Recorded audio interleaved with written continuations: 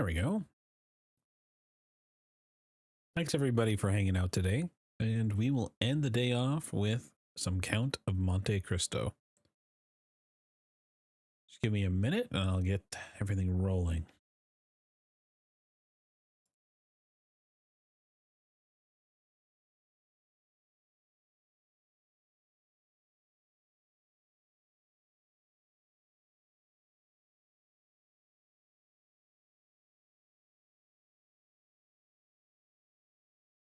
Chapter 14.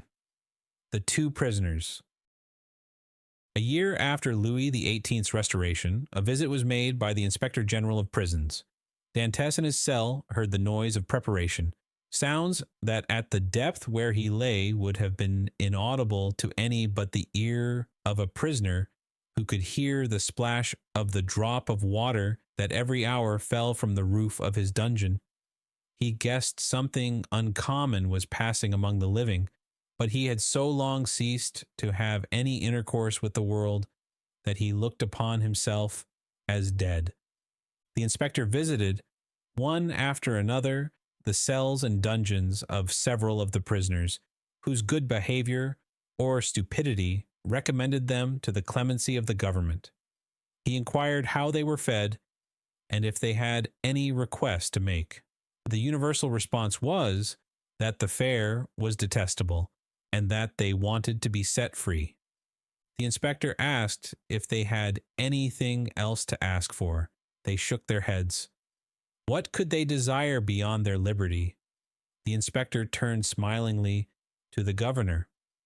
I do not know what reason government can assign for these useless visits.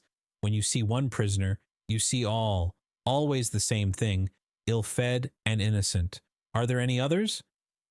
Yes, the dangerous and mad prisoners are in the dungeons. Let us visit them, said the inspector with an air of fatigue.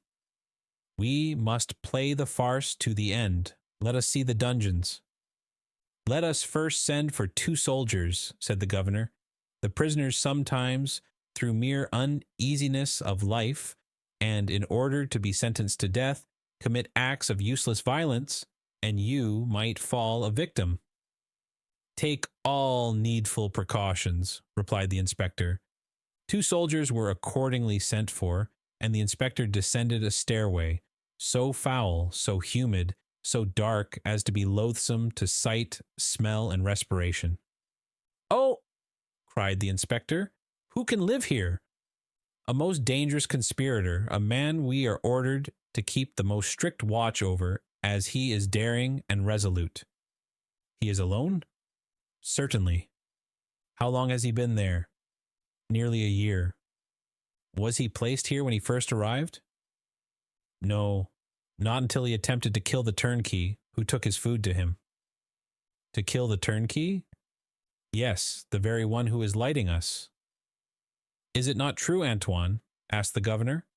True enough. He wanted to kill me, returned the turnkey. He must be mad, said the inspector. He is worse than that. He is a devil, returned the turnkey. Shall I complain of him? Demanded the inspector. Oh, no, it is useless. Besides, he is almost mad now, and in another year he will be quite so. So much the better for him. He will suffer less, said the inspector. He was, as this remark shows, a man full of philanthropy, and in every way fit for his office.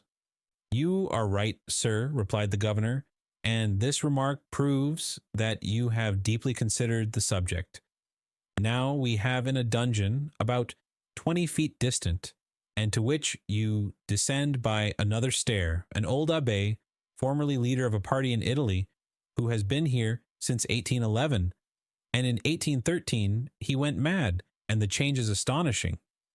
He used to weep, he now laughs, he grew thin, he now grows fat. You had better see him, for his madness is amusing. I will see them both, returned the inspector. I must conscientiously perform my duty. This was the inspector's first visit. He wished to display his authority. Let us visit this one first, added he. By all means, replied the governor, and he signed to the turnkey to open the door. At the sound of the key turning in the lock and the creaking of the hinges, Dantes, who was crouched in a corner of the dungeon, whence he could see the ray of light that came through a narrow iron grating above, raised his head. Seeing a stranger, escorted by 2 turnkeys, holding torches, and accompanied by 2 soldiers, and to whom the governor spoke bareheaded, Dantes, who guessed the truth, and that the moment to address himself to the superior authorities was come, sprang forward with clasped hands. The soldiers interposed their bayonets, for they thought that he was about to attack the inspector, and the latter recoiled 2 or 3 steps. Dante saw that he was looked upon as dangerous. Then, infusing all the humility he possessed into his eyes and voice, he addressed the inspector and sought to inspire him with pity. The inspector listened attentively, then turning to the governor, observed, "He will become religious. He is already more gentle. He is afraid, and retreated before the bayonets. Madmen are not afraid of anything. I made some curious observations on this at Charenton." Then, turning to the prisoner, "What is it you want?" said he. "I want to know what crime I have committed, to be tried, and if I am guilty, to be shot, if innocent, to be set at liberty." "Are you well fed?" said the inspector. "I believe so. I don't know. It's of no consequence. What matters really, not only to me, but to officers of justice and the king, is that an innocent man should languish in prison, the victim of an infamous denunciation, to die here cursing his executioners." "You are very humble today," remarked the governor. "You are not so always, the other day, for instance, when you tried to kill the turnkey." "It is true, sir, and I beg his pardon, for he has always been very good to me, but I was mad." "And you are not so any longer?" "No, captivity has subdued me. I have been here so long." "So long? When were you arrested, then?" asked the inspector. "The 28th of February, 1815, at 2:30 in the afternoon. Today is the 30th of July, 1816. Why, it is but 17 months." "Only 17 months," replied Dantes. "Oh, you do not know what is 17 months in prison, 17 ages rather, especially to a man who, like me, had arrived at the summit of his ambition, to a man who, like me, was on the point of marrying a woman he adored, who saw an honorable career open before him, and who loses all in an instant, who sees his prospects destroyed, and is ignorant of the fate of his affianced wife, and whether his aged father be still living. 17 months' captivity to a sailor accustomed to the boundless ocean is a worse punishment than human crime ever merited.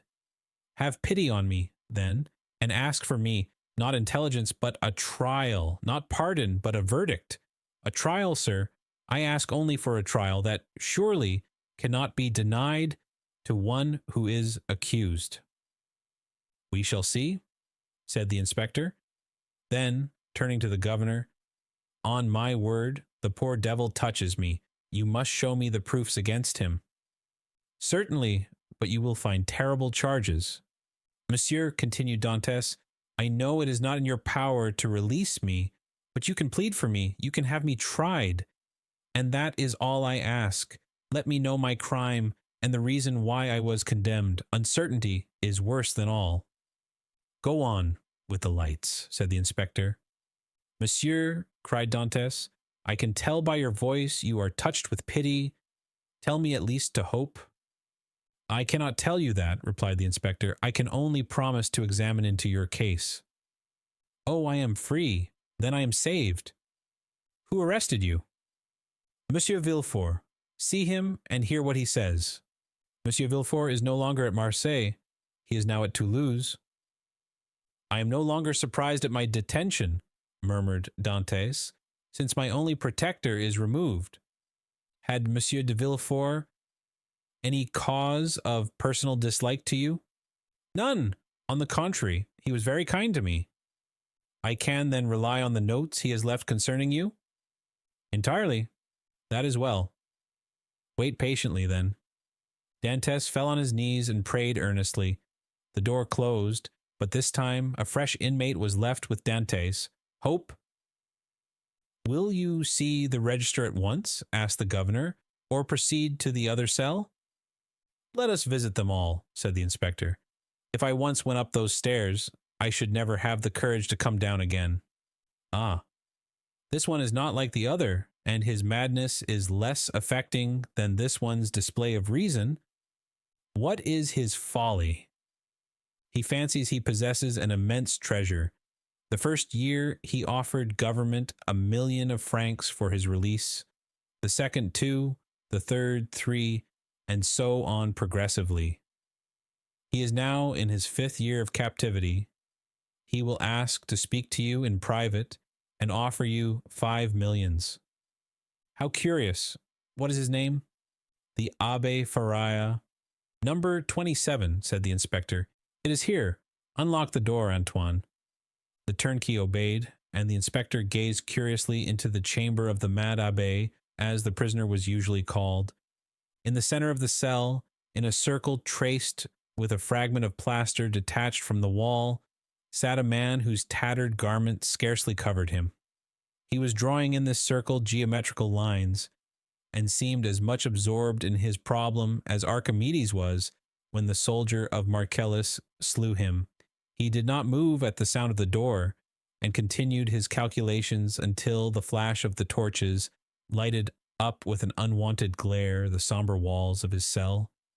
Then, raising his head, he perceived with astonishment the number of persons present. He hastily seized the coverlet of his bed and wrapped it round him.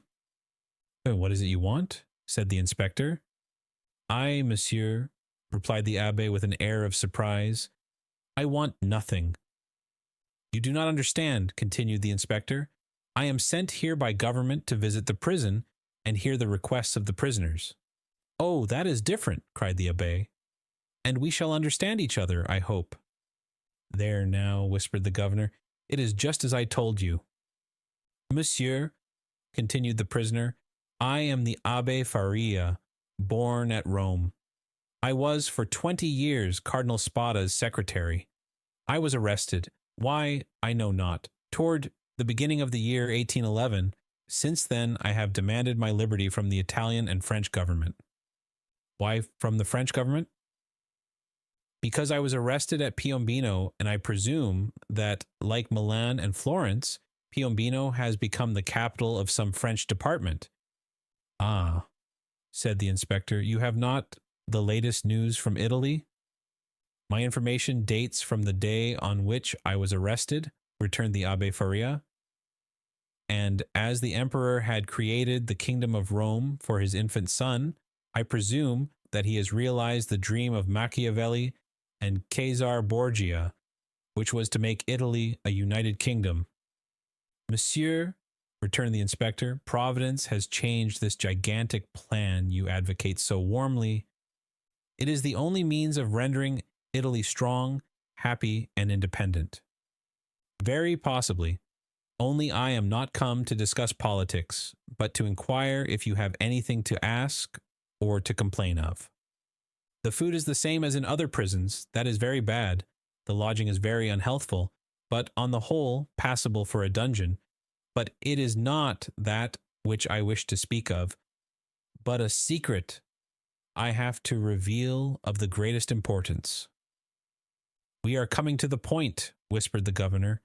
"It is for that reason I am delighted to see you," continued the abbé, "although you have disturbed me in a most important calculation, which, if it succeeded, would possibly change Newton's system.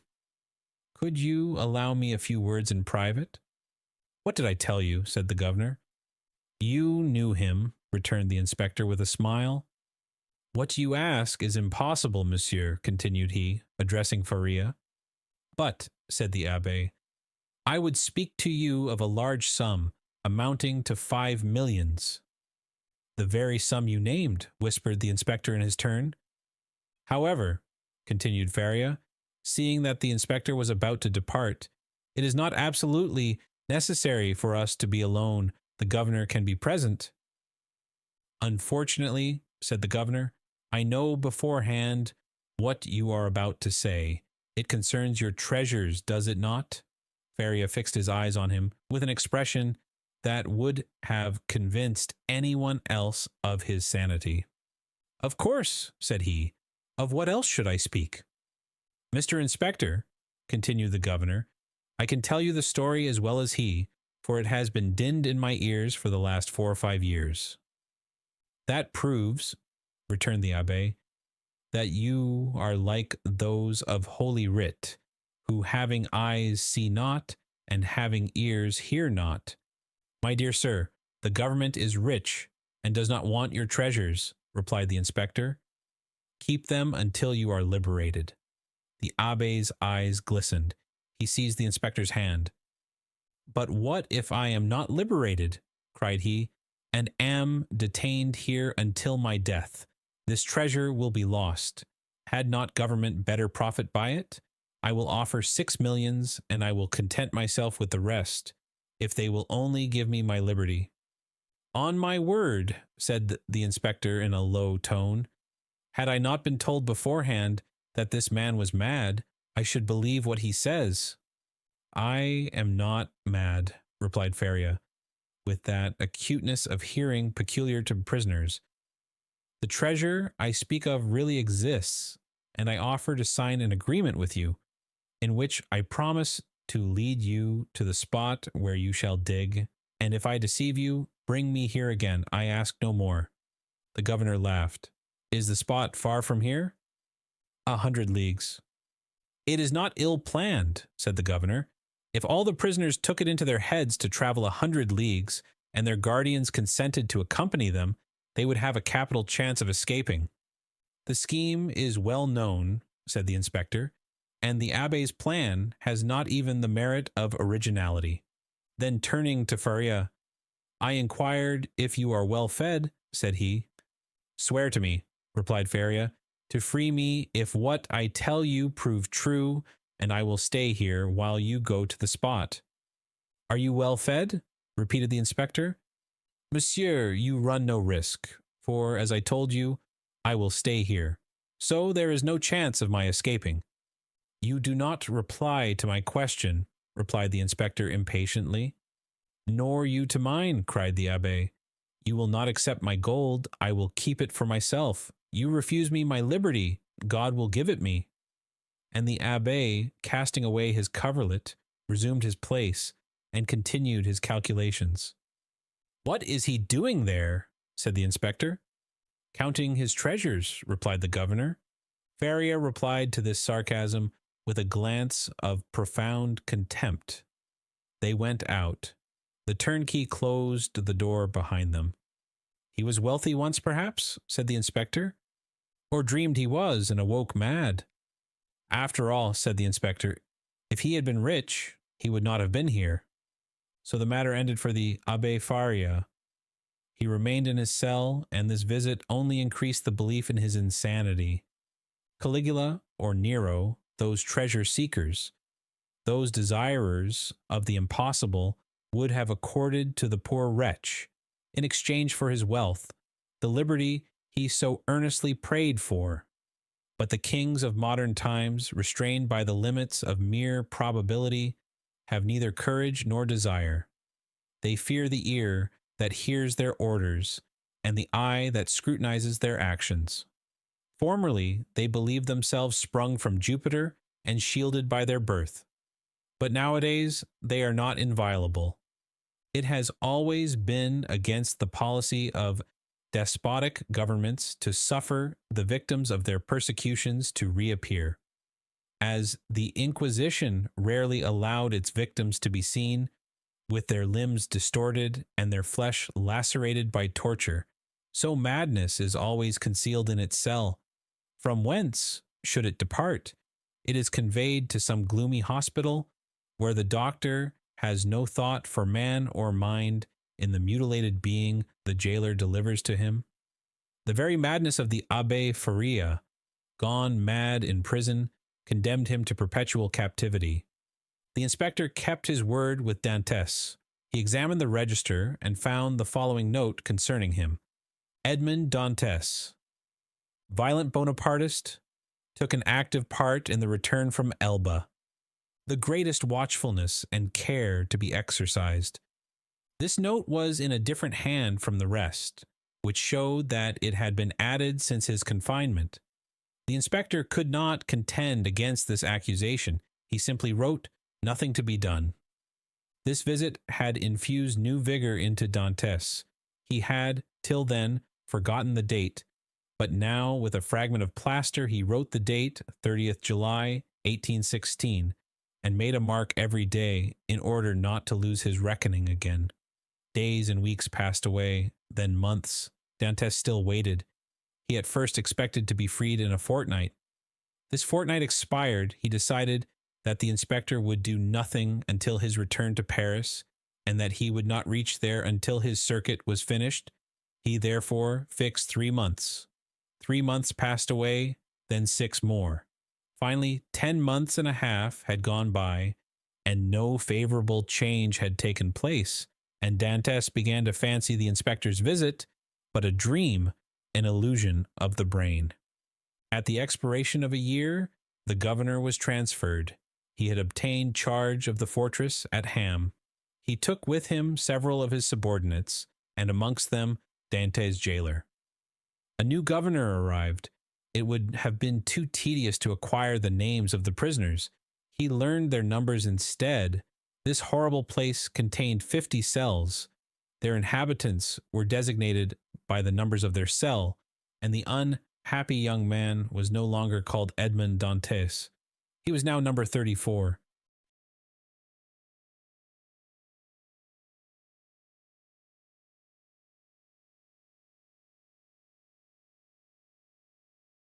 Chapter 15. Number 34 and Number 27. Dantes passed through all the stages of torture natural to prisoners in suspense.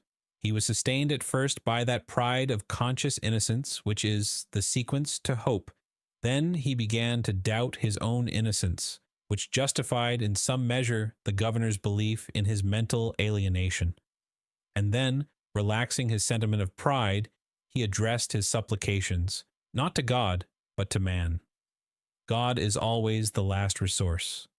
Unfortunates, who ought to begin with God, do not have any hope in him till they have exhausted all other means of deliverance. Dantes asked to be removed from his present dungeon into another, even if it were darker and deeper, for a change, however disadvantageous, was still a change, and would afford him some amusement. He entreated to be allowed to walk about, to have fresh air, books, and writing materials. His requests were not granted, but he went on asking all the same. He accustomed himself to speaking to the new jailer, although the latter was, if possible, more taciturn than the old one. But still, to speak to a man, even though mute, was something. Dantes spoke for the sake of hearing his own voice. He had tried to speak when alone, but the sound of his voice terrified him. Often, before his captivity, Dantes' mind had revolted at the idea of assemblages of prisoners, made up of thieves, vagabonds, and murderers. He now wished to be amongst them, in order to see some other face besides that of his jailer. He sighed for the galleys, with the infamous costume, the chain, and the brand on the shoulder. The galley slaves breathed the fresh air of heaven and saw each other. They were very happy. He besought the jailer one day to let him have a companion, were it even the mad abbé. The jailer, though rough and hardened by the constant sight of so much suffering, was yet a man. At the bottom of his heart he had often had a feeling of pity for this unhappy young man who suffered so, and he laid the request of number 34 before the governor, but the latter sapiently imagined that Dantes wished to conspire or attempt an escape, and refused his request. Dantes had exhausted all human resources, and he then turned to God. All the pious ideas that had been so long forgotten, returned. He recollected the prayers his mother had taught him, and discovered a new meaning in every word. For in prosperity, prayers seem but a mere medley of words until misfortune comes and the unhappy sufferer first understands the meaning of the sublime language in which he invokes the pity of heaven. He prayed and prayed aloud, no longer terrified at the sound of his own voice, for he fell into a sort of ecstasy. He laid every action of his life before the Almighty, proposed tasks to accomplish, and at the end of every prayer introduced the entreaty oftener addressed to man than to God. Forgive us our trespasses, as we forgive them that trespass against us. Yet, in spite of his earnest prayers, Dantes remained a prisoner. Then gloom settled heavily upon him. Dantes was a man of great simplicity of thought, and without education. He could not, therefore, in the solitude of his dungeon, traverse in mental vision the history of the ages, bring to life the nations that had perished, and rebuild the ancient cities so vast and stupendous in the light of the imagination, and that pass before the eye glowing with celestial colors in Martin's Babylonian pictures. He could not do this. He whose past life was so short, whose present so melancholy, and his future so doubtful. 19 years of light to reflect upon in eternal darkness. No distraction could come to his aid. His energetic spirit that would have exalted in thus revisiting the past was imprisoned like an eagle in a cage. He clung to one idea, that of his happiness, destroyed without apparent cause by an unheard-of fatality. He considered and reconsidered this idea, devoured it, so to speak, as the implacable Ugolino devours the skull of Archbishop Roger in the Inferno of Dante. Rage supplanted religious fervor. Dantes uttered blasphemies that made his jailer recoil with horror, dashed himself furiously against the walls of his prison, wreaked his anger upon everything and chiefly upon himself, so that the least thing, a grain of sand, a straw, or a breath of air that annoyed him, led to paroxysm of fury. Then the letter that Villefort had showed to him recurred to his mind, and every line gleamed forth in fiery letters on the wall like the Mene, Mene, Tekel Upharsin of Belshazzar. He told himself that it was the enmity of man, and not the vengeance of heaven, that had thus plunged him into the deepest misery. He consigned his unknown persecutors to the most horrible tortures he could imagine, and found them all insufficient, because after torture came death, and after death, if not repose, at least the boon of unconsciousness. By dint of constantly dwelling on the idea that tranquility was death, and if punishment were the end in view, other tortures, then death must be invented, he began to reflect on suicide. Unhappy he, who, on the brink of misfortune, broods over ideas like these. Before him is a dead sea that stretches in azure calm before the eye, but he who unwarily ventures within its embrace finds himself struggling with a monster that would drag him down to perdition. Once thus ensnared, unless the protecting hand of God snatch him thence, all is over, and his struggles but tend to hasten his destruction. This state of mental anguish is, however, less terrible than the sufferings that precede or the punishment that possibly will follow. There is a sort of consolation at the contemplation of the yawning abyss, at the bottom of which lie darkness and obscurity. Edmund found some solace in these ideas. All his sorrows, all his sufferings, with their train of gloomy specters, fled from his cell when the angel of death seemed about to enter. Dantes reviewed his past life with composure, and looking forward with terror to his future existence, chose that middle line that seemed to afford him a refuge. Sometimes, said he, in my voyages, when I was a man and commanded other men, I have seen the heavens overcast, the sea rage and foam, the storm arise, and, like a monstrous bird, beating the two horizons with its wings. Then I felt that my vessel was a vain refuge, that trembled and shook before the tempest. Soon the fury of the waves and the sight of the sharp rocks announced the approach of death. And death then terrified me, and I used all my skill and intelligence as a man and a sailor to struggle against the wrath of God. But I did so because I was happy, because I had not courted death, because to be cast upon a bed of rocks and seaweed seemed terrible, because I was unwilling that I, a creature made for the service of God, should serve for food to the gulls and ravens. But now it is different. I have lost all that bound me to life. Death smiles and invites me to repose. I die after my own manner. I die exhausted and broken-spirited, as I fall asleep when I have paced 3,000 times round my cell.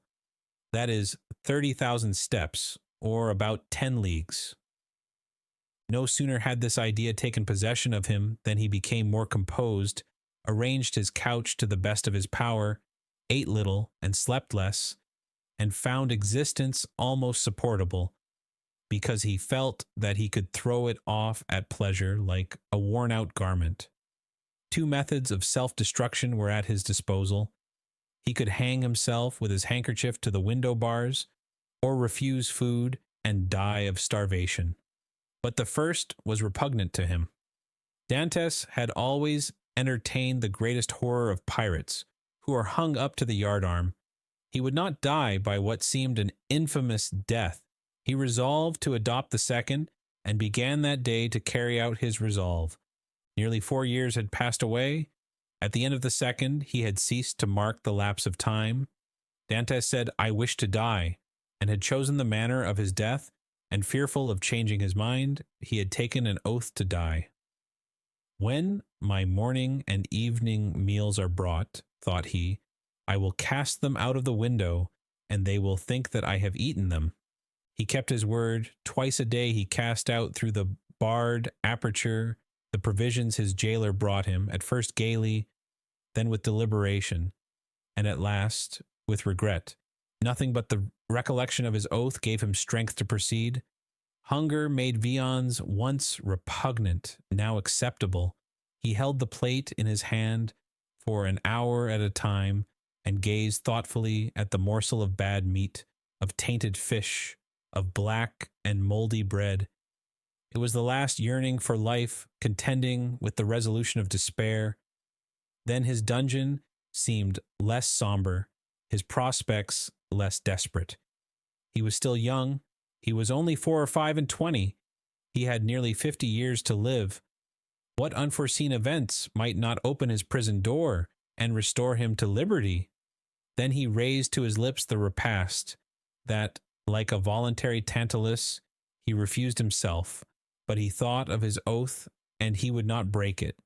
He persisted until, at last, he had not sufficient strength to rise and cast his supper out of the loophole. The next morning he could not see or hear. The jailer feared he was dangerously ill. Edmund hoped he was dying. Thus the day passed away.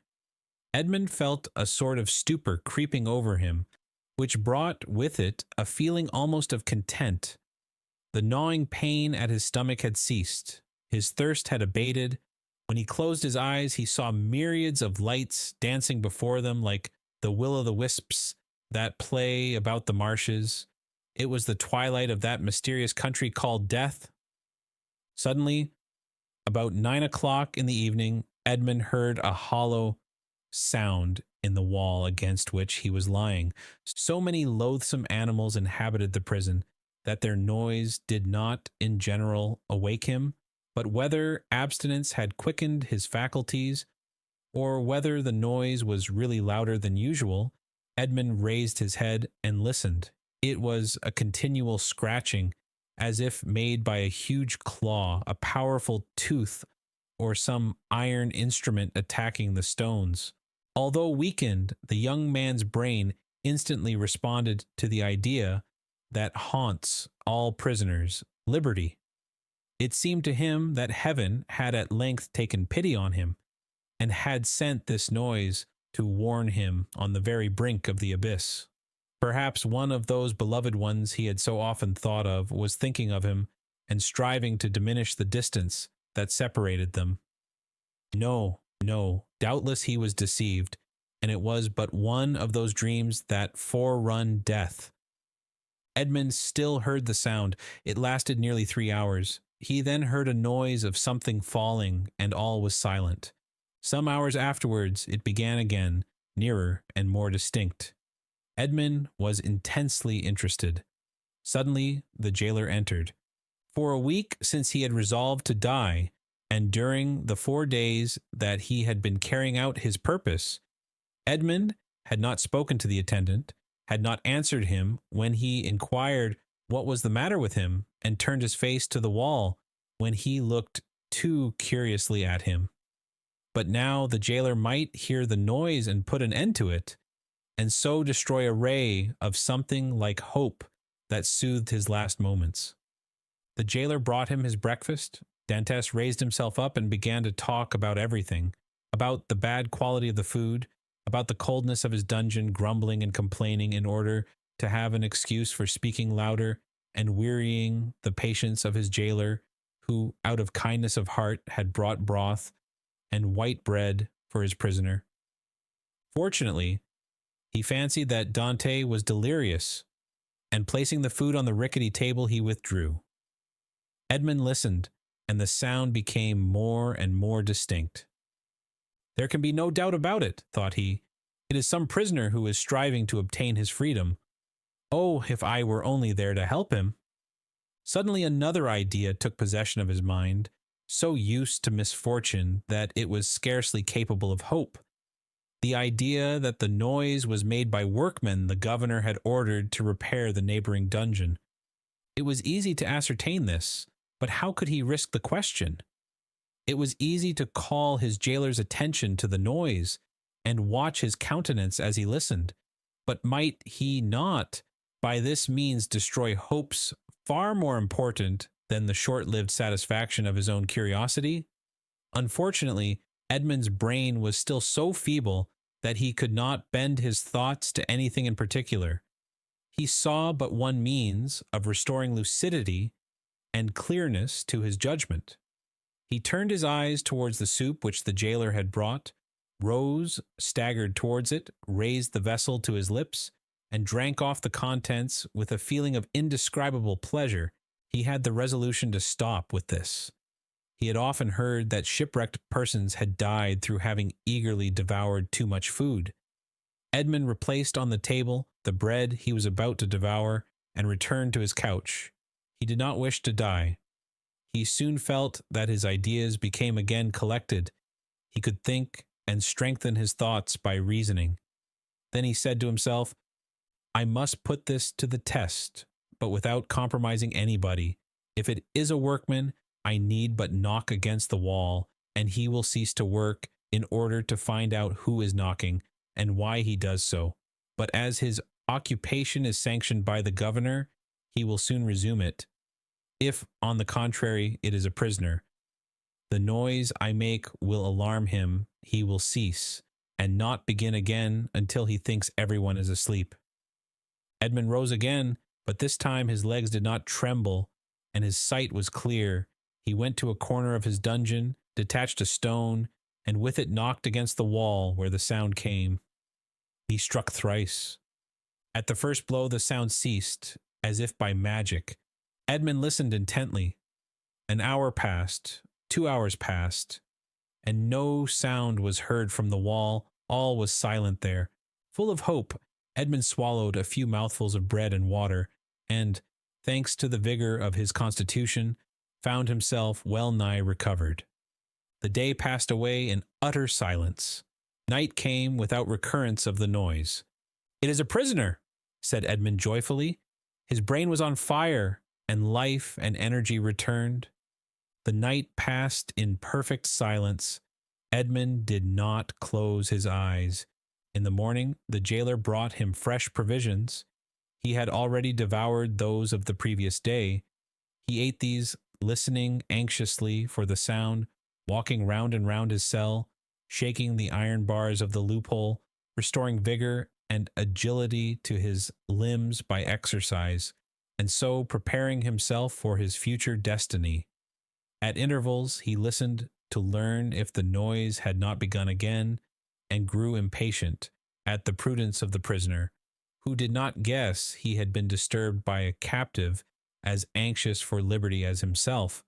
3 days passed, 72 long, tedious hours, which he counted off by minutes. At length one evening, as the jailer was visiting him for the last time that night, Dantès, with his ear for the 100th time at the wall, fancied he heard an almost imperceptible movement among the stones. He moved away, walked up and down his cell to collect his thoughts, and then went back and listened. The matter was no longer doubtful. Something was at work on the other side of the wall. The prisoner had discovered the danger and had substituted a lever for a chisel. And encouraged by this discovery, Edmund determined to assist the indefatigable laborer. He began by moving his bed and looked around for anything with which he could pierce the wall, penetrate the moist cement, and displace a stone. He saw nothing. He had no knife or sharp instrument. The window grating was of iron, but he had too often assured himself of its solidity. All his furniture consisted of a bed, a chair, a table, a pail, and a jug. The bed had iron clamps, but they were screwed to the wood, and it would have required a screwdriver to take them off. The table and chair had nothing. The pail had once possessed a handle, but that had been removed. Dantès had but one resource, which was to break the jug, and with one of the sharp fragments attack the wall. He let the jug fall on the floor, and it broke in pieces. Dantès concealed 2 or 3 of the sharpest fragments in his bed, leaving the rest on the floor. The breaking of his jug was too natural an accident to excite suspicion. Edmund had all the night to work in, but in the darkness he could not do much, and he soon felt that he was working against something very hard. He pushed back his bed and waited for day. All night he heard the subterranean workman, who continued to mine his way. Day came, the jailer entered. Dantès told him that the jug had fallen from his hands while he was drinking, and the jailer went grumblingly to fetch another, without giving himself the trouble to remove the fragments of the broken one. He returned speedily, advised the prisoner to be more careful, and departed. Dantès heard joyfully the key grate in the lock. He listened until the sound of steps died away, and then, hastily displacing his bed, saw by the faint light that penetrated into his cell that he had labored uselessly the previous evening in attacking the stone instead of removing the plaster that surrounded it. The damp had rendered it friable, and Dantès was able to break it off, in small morsels it is true, but at the end of half an hour he had scraped off a handful. A mathematician might have calculated that in 2 years, supposing that the rock was not encountered, a passage 20 feet long and 2 feet broad might be formed. The prisoner reproached himself with not having thus employed the hours he had passed in vain hopes, prayer, and despondency. During the 6 years that he had been imprisoned, what might he not have accomplished? This idea imparted new energy, and in 3 days he had succeeded, with the utmost precaution, in removing the cement and exposing the stonework. The wall was built of rough stones, among which, to give strength to the structure, blocks of hewn stone were at intervals embedded. It was one of these he had uncovered, and which he must remove from its socket. Dantès strove to do this with his nails, but they were too weak. The fragments of the jug broke, and after an hour of useless toil, Dantès paused, with anguish on his brow. Was he to be thus stopped at the beginning, and was he to wait inactive until his fellow workman had completed his task? Suddenly an idea occurred to him. He smiled, and the perspiration dried on his forehead. The jailer always brought Dantes soup in an iron saucepan. This saucepan contained soup for both prisoners, for Dante had noticed that it was either quite full or half empty, according as the turnkey gave it to him or to his companion first. The handle of this saucepan was of iron. Dantes would have given 10 years of his life in exchange for it. The jailer was accustomed to pour the contents of the saucepan into Dantes' plate, and Dantes, after eating his soup with a wooden spoon, washed the plate, which thus served for every day. Now, when evening came, Dantes put his plate on the ground near the door. The jailer, as he entered, stepped on it and broke it. This time he could not blame Dantes. He was wrong to leave it there, but the jailer was wrong not to have looked before him. The jailer, therefore, only grumbled. Then he looked about for something to pour the soup into. Dantes' entire dinner service consisted of one plate. There was no alternative. "Leave the saucepan," said Dantes. "You can take it away when you bring me my breakfast." This advice was to the jailer's taste, as it spared him the necessity of making another trip. He left the saucepan. Dantes was beside himself with joy. He rapidly devoured his food, and after waiting an hour, lest the jailer should change his mind and return, he removed his bed, took the handle of the saucepan, inserted the point between the hewn stone and rough stones of the wall, and employed it as a lever. A slight oscillation showed Dantes that all went well. At the end of an hour, the stone was extricated from the wall, leaving a cavity 1.5 feet in diameter. Dantes carefully collected the plaster, carried it into the corner of his cell, and covered it with earth. Then, wishing to make the best use of his time while he had the means of labor, he continued to work without ceasing. At the dawn of day, he replaced the stone, pushed his bed against the wall, and lay down. The breakfast consisted of a piece of bread. The jailer entered and placed the bread on the table. "Well, don't you intend to bring me another plate?" said Dantes. "No," replied the turnkey. "You destroy everything. First you break your jug, then you make me break your plate. If all the prisoners followed your example, the government would be ruined. I shall leave you the saucepan and pour your soup into that. So for the future, I hope you will not be so destructive." Dantes raised his eyes to heaven and clasped his hands beneath the coverlet. He felt more gratitude for the possession of this piece of iron than he had ever felt for anything. He had noticed, however, that the prisoner on the other side had ceased to labor. No matter, this was a greater reason for proceeding. If his neighbor would not come to him, he would go to his neighbor. All day he toiled on untiringly, and by the evening he had succeeded in extracting 10 handfuls of plaster and fragments of stone. When the hour for his jailer's visit arrived, Dante straightened the handle of the saucepan as well as he could and placed it in its accustomed place. The turnkey poured his ration of soup into it, together with the fish. For thrice a week the prisoners were deprived of meat. This would have been a method of reckoning time, had not Dantes long ceased to do so.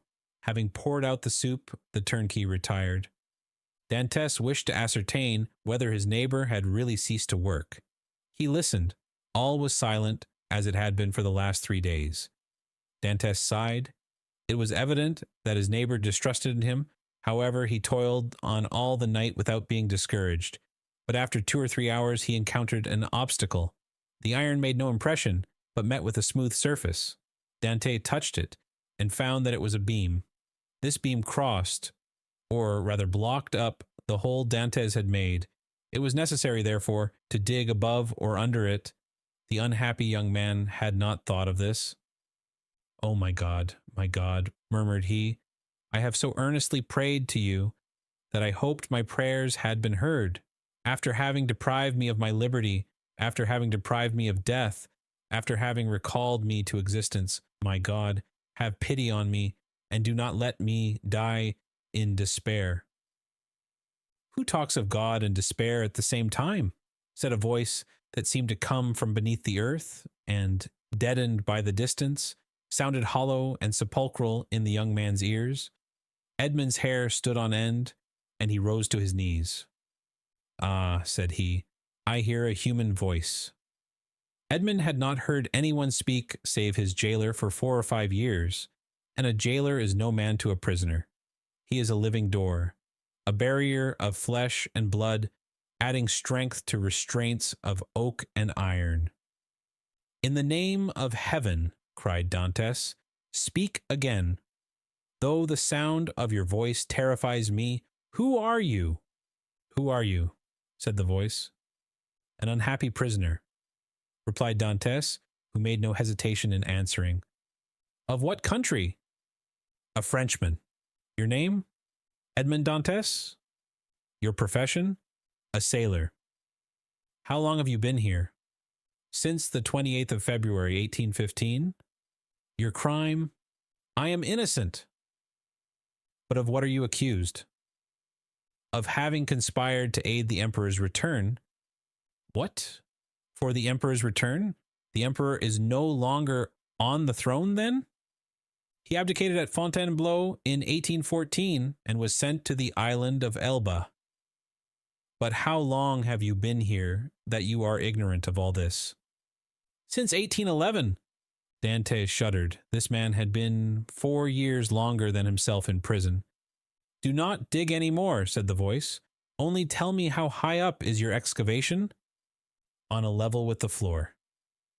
"How is it concealed?" "Behind my bed." "Has your bed been moved since you have been a prisoner?" "No." "What does your chamber open on?" "A corridor."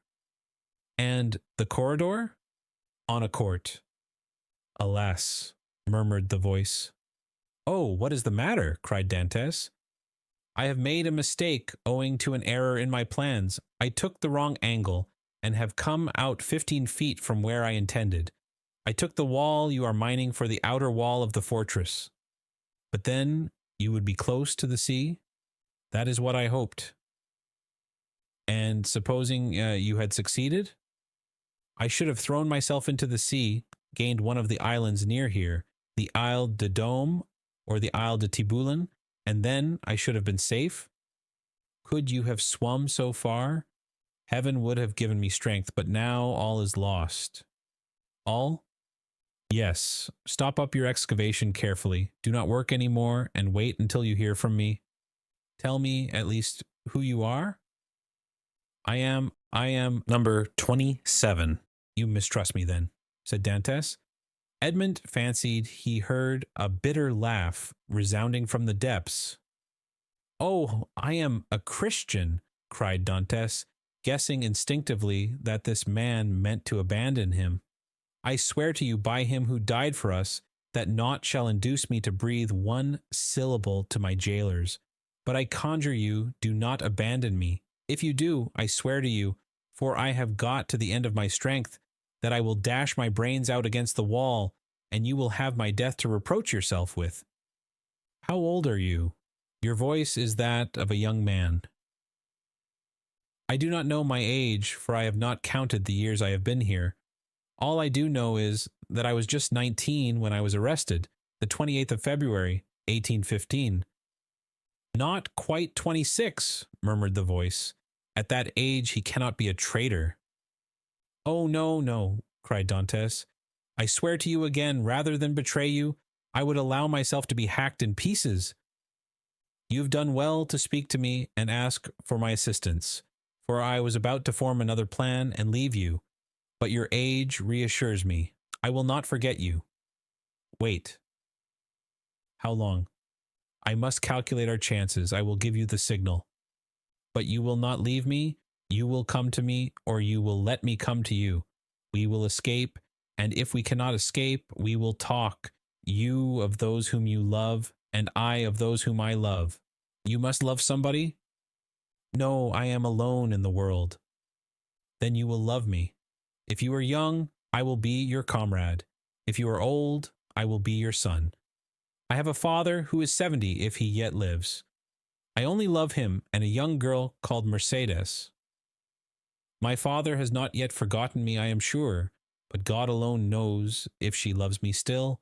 I shall love you as I loved my father. It is well, returned the voice. Tomorrow. These few words were uttered with an accent that left no doubt of his sincerity. Dantès rose, dispersed the fragments with the same precaution as before, and pushed his bed back against the wall. He then gave himself up to his happiness. He would no longer be alone. He was, perhaps, about to regain his liberty. At the worst, he would have a companion, and captivity that is shared is but half captivity. Plaints made in common are almost prayers, and prayers where 2 or 3 are gathered together invoke the mercy of heaven. All day Dantès walked up and down his cell. He sat down occasionally on his bed, pressing his hand on his heart. At the slightest noise he bounded towards the door. Once or twice the thought crossed his mind that he might be separated from this unknown whom he loved already, and then his mind was made up. When the jailer moved his bed and stooped to examine the opening, he would kill him with his water jug. He would be condemned to die, but he was about to die of grief and despair when this miraculous noise recalled him to life. The jailer came in the evening. Dantès was on his bed. It seemed to him that thus he better guarded the unfinished opening. Doubtless there was a strange expression in his eyes, for the jailer said, "Come, are you going mad again?" Dantès did not answer. He feared that the emotion of his voice would betray him. The jailer went away, shaking his head. Night came.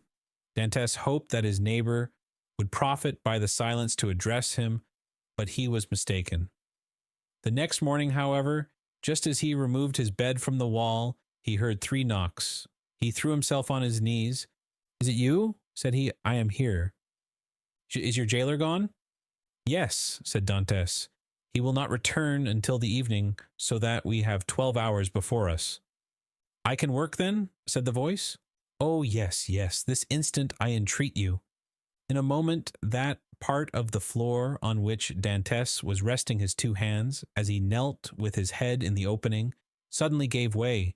He drew back smartly, while a mass of stones and earth disappeared in a hole that opened beneath the aperture he himself had formed. Then from the bottom of this passage, the depth of which it was impossible to measure, he saw appear, first the head, then the shoulders, and lastly the body of a man, who sprang lightly into his cell. Chapter 16. A Learned Italian. Seizing in his arms the friend so long and ardently desired, Dantès almost carried him towards the window, in order to obtain a better view of his features by the aid of the imperfect light that struggled through the grating. He was a man of small stature, with hair blanched rather by suffering and sorrow than by age. He had a deep-set, penetrating eye, almost buried beneath the thick gray eyebrow, and a long and still black beard reaching down to his breast. His thin face, deeply furrowed by care, and the bold outline of his strongly marked features, betokened a man more accustomed to exercise his mental faculties than his physical strength. Large drops of perspiration were now standing on his brow, while the garments that hung about him were so ragged that one could only guess at the pattern upon which they had originally been fashioned. The stranger might have numbered 60 or 65 years, but a certain briskness and appearance of vigor in his movements made it probable that he was aged more from captivity than the course of time. He received the enthusiastic greeting of his young acquaintance with evident pleasure, as though his chilled affections were rekindled and invigorated by his contact with one so warm and ardent. He thanked him with grateful cordiality for his kindly welcome, although he must at that moment have been suffering bitterly to find another dungeon where he had fondly reckoned on discovering a means of regaining his liberty. "Let us first see," said he, whether it is possible to remove the traces of my entrance here. Our future tranquility depends upon our jailers being entirely ignorant of it. Advancing to the opening, he stooped and raised the stone easily in spite of its weight. Then, fitting it into its place, he said, "You removed this stone very carelessly, but I suppose you had no tools to aid you." "Why?" exclaimed Dantes with astonishment. "Do you possess any?" "I made myself some, and with the exception of a file, I have all that are necessary, a chisel, pincers, and lever." "Oh, how I should like to see these products of your industry and patience!" "Well, in the first place, here's my chisel." So saying, he displayed a sharp, strong blade with a handle made of beechwood. "And with what did you contrive to make that?" inquired Dantes.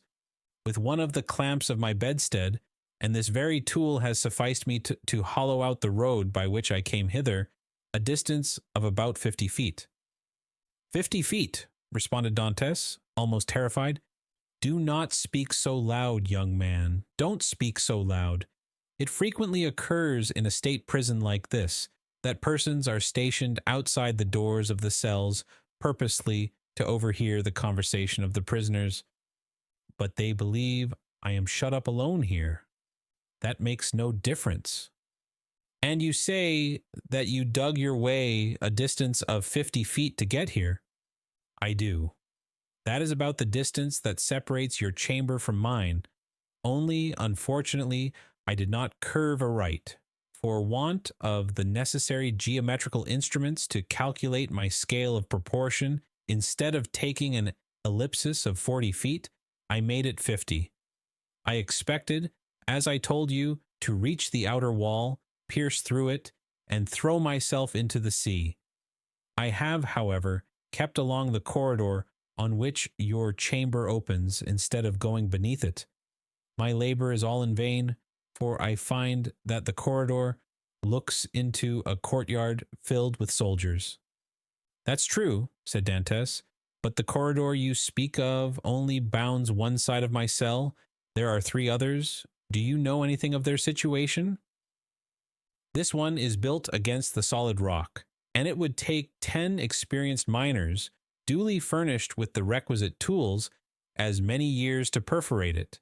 This adjoins the lower part of the governor's apartments, and were we to work our way through, we should only get into some lock-up cellars, where we must necessarily be recaptured.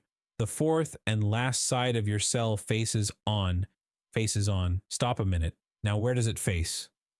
The wall of which he spoke was the one in which was fixed the loophole by which light was admitted to the chamber. This loophole, which gradually diminished in size as it approached the outside to an opening through which a child could not have passed, was, for better security, furnished with 3 iron bars, so as to quiet all apprehensions even in the mind of the most suspicious jailer as to the possibility of a prisoner's escape. As the stranger asked the question, he dragged the table beneath the window. "Climb up," said he to Dantes. The young man obeyed, mounted on the table, and, divining the wishes of his companion, placed his back securely against the wall and held out both hands. The stranger, whom as yet Dantes knew only by the number of his cell, sprang up with an agility by no means to be expected in a person of his years, and light and steady on his feet as a cat or a lizard, climbed from the table to the outstretched hands of Dantes, and from them to his shoulders. Then, bending double, for the ceiling of the dungeon prevented him from holding himself erect, he managed to slip his head between the upper bars of the window, so as to be able to command a perfect view from top to bottom. An instant afterwards he hastily drew back his head, saying, "I thought so," and sliding from the shoulders of Dantes, as dexterously as he had ascended, he nimbly leaped from the table to the ground. "What was it that you thought?" asked the young man, anxiously, in his turn descending from the table. The elder prisoner pondered the matter. "Yes," said he at length, "it is so. This side of your chamber looks out upon a kind of open gallery, where patrols are continually passing and sentries keep watch day and night. Are you quite sure of that? Certain. I saw the soldier's shape and the top of his musket. That made me draw in my head so quickly, for I was fearful he might also see me. Well, inquired Dantes, you perceive then the utter impossibility of escaping through your dungeon? Then, pursued the young man eagerly, then, answered the elder prisoner, the will of God be done. And as the old man slowly pronounced those words, an air of profound resignation spread itself over his careworn countenance. Dantes gazed on the man who could thus philosophically resign hopes so long and ardently nourished with an astonishment mingled with admiration. Tell me, I entreat of you, who and what you are, said he at length. Never have I met with so remarkable a person as yourself. Willingly, answered the stranger, if indeed you feel any curiosity respecting one, now, alas, powerless to aid you in any way. Say not so. You can console and support me by the strength of your own powerful mind. Pray, let me know who you really are. The stranger smiled a melancholy smile. Then, listen, said he, I am the Abbé Faria, and have been imprisoned, as you know, in this Chateau d'If since the year 1811, previously to which I had been confined for 3 years in the fortress of Fenestrelle. In the year 1811, I was transferred to Piedmont in France. It was at this period I learned that the destiny which seemed subservient to every wish formed by Napoleon had bestowed on him a son, named King of Rome even in his cradle. I was very far then from expecting the change you have just informed me of, namely, that 4 years afterwards this colossus of power would be overthrown. Then who reigns in France at this moment? Napoleon II? No, Louis XVIII, the brother of Louis XVI.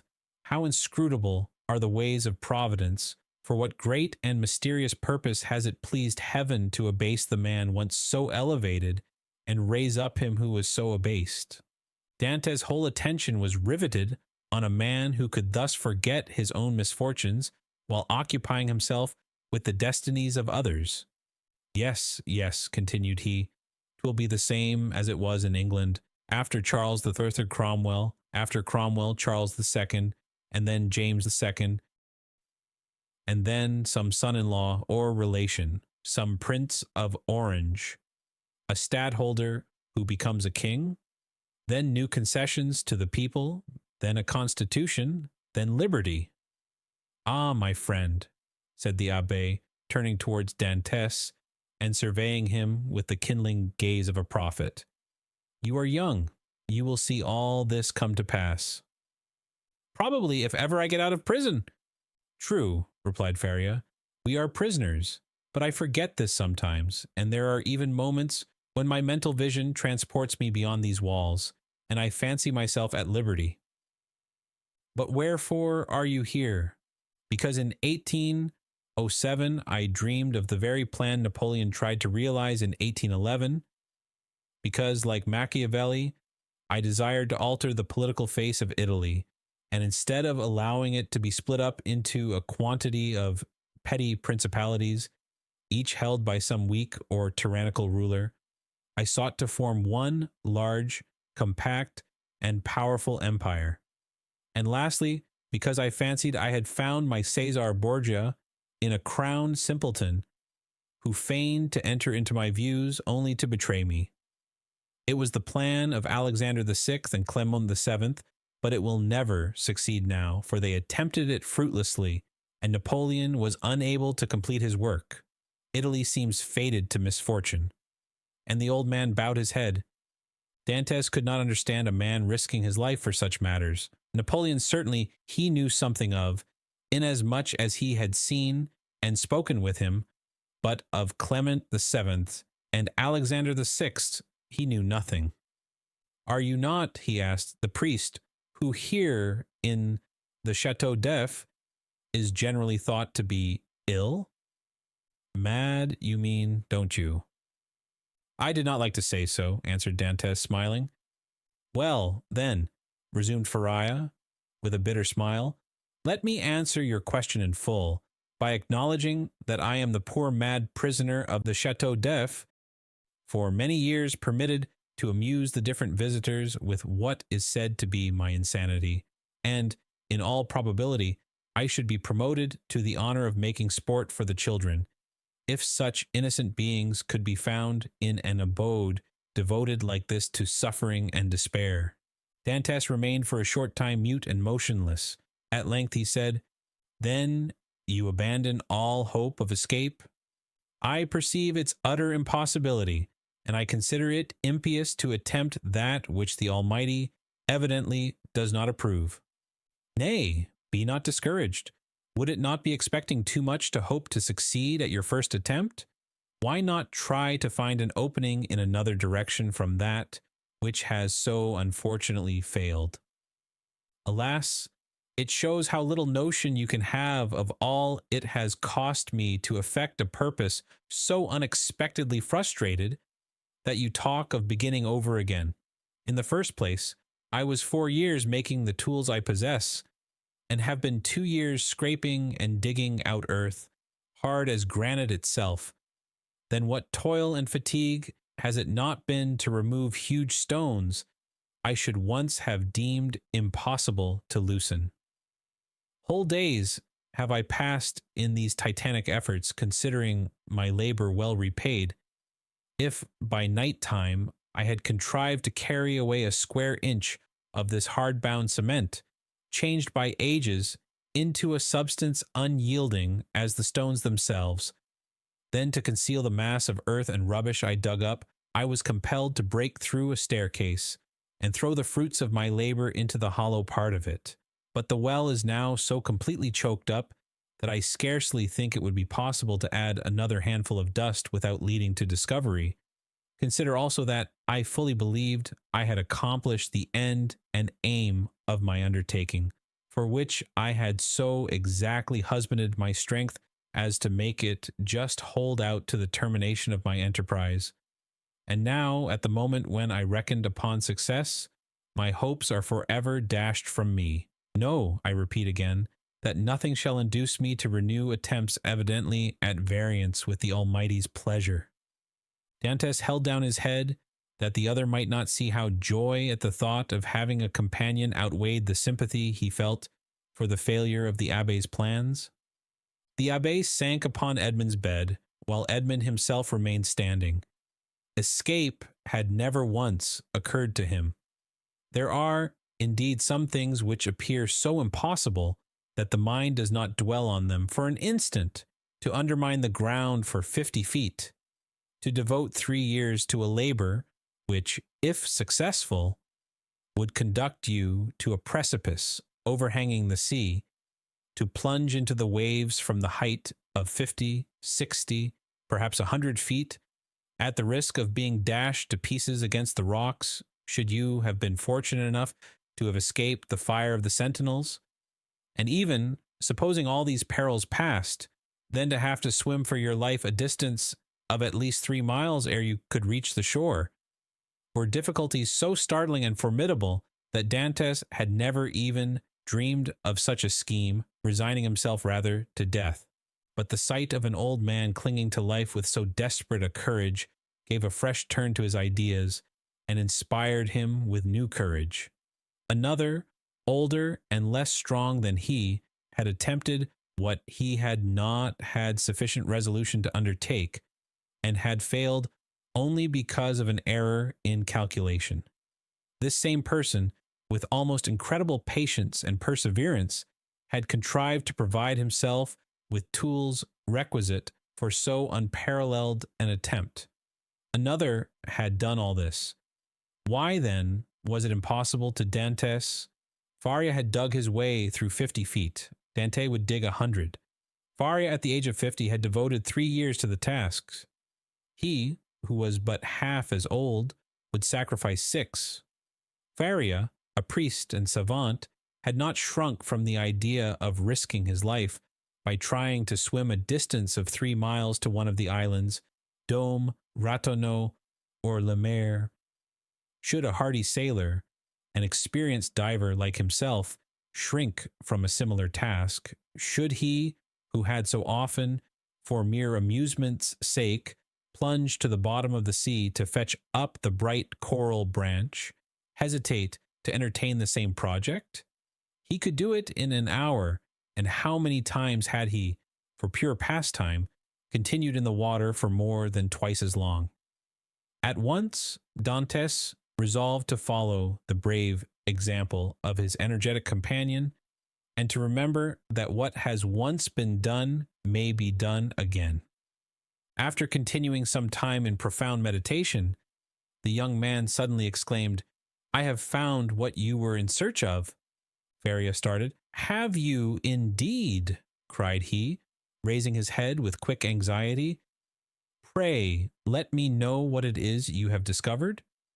"The corridor through which you have bored your way from the cell you occupy here extends in the same direction as the outer gallery, does it not?" "It does." "And is not above 15 feet from it?" "About that." "Well, then I will tell you what we must do. We must pierce through the corridor by forming a side opening about the middle, as it were the top part of a cross. This time you will lay your plans more accurately. We shall get out into the gallery you have described, kill the sentinel who guards it, and make our escape.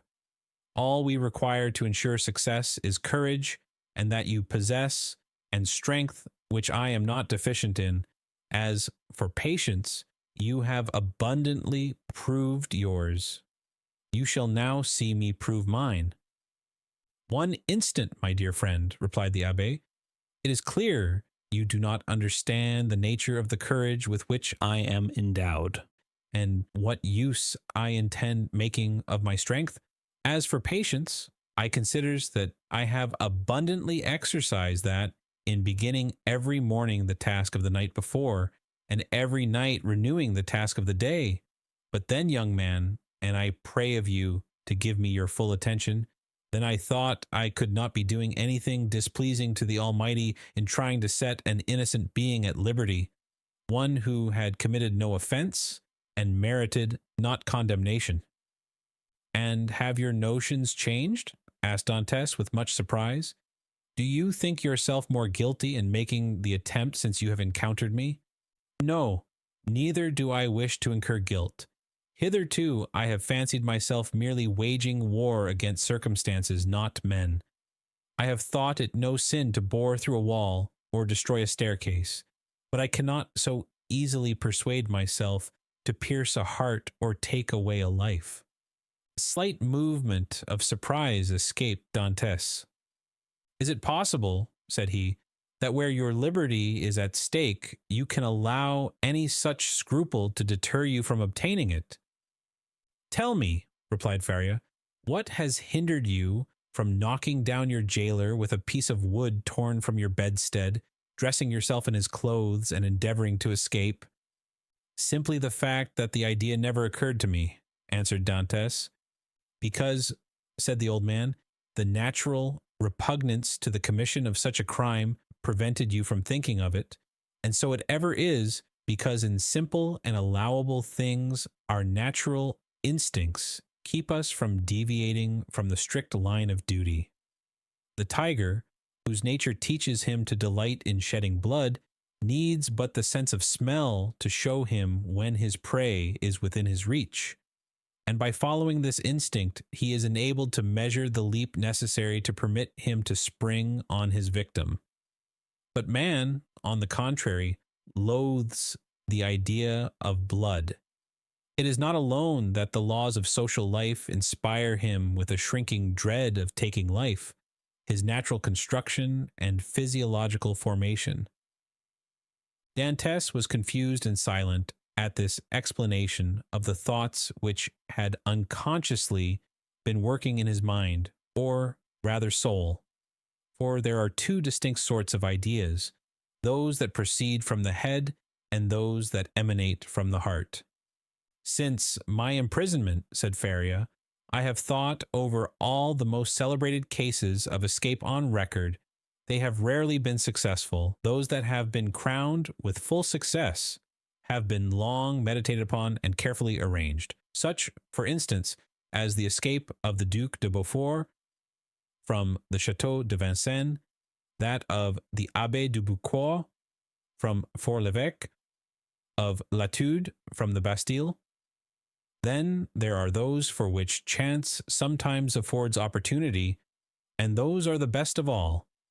Let us, therefore, wait patiently for some favorable moment, and when it presents itself, profit by it. Ah, said Dantès, you might well enjoy the tedious delay. You were constantly employed in the task you set yourself, and when weary with toil, you had your hopes to refresh and encourage you. I assure you, replied the old man, I did not turn to that source for recreation or support. What did you do then? I wrote or studied. Were you then permitted the use of pens, ink, and paper? Oh no, answered the abbé. I had none but what I made for myself. You made paper, pens, and ink? Yes. Dantès gazed with admiration, but he had some difficulty in believing. Faria saw this. When you pay me a visit in my cell, my young friend, said he, I will show you an entire work, the fruits of the thoughts and reflections of my whole life, many of them meditated over in the shades of the Colosseum at Rome, at the foot of St. Peter's Basilica, Mark's Column at Venice, and on the borders of the Arno at Florence, little imagining at the time that they would be arranged in order within the walls of the Château d'If. The work I speak of is called a treatise on the possibility of a general monarchy in Italy, and will make one large quarto volume. And on what have you written all this? On 2 of my shirts. I invented a preparation that makes linen as smooth and as easy to write on as parchment. You are, then, a chemist? Somewhat. I know Lavoisier, and was the intimate friend of Cabanis. But for such a work you must have needed books. Had you any?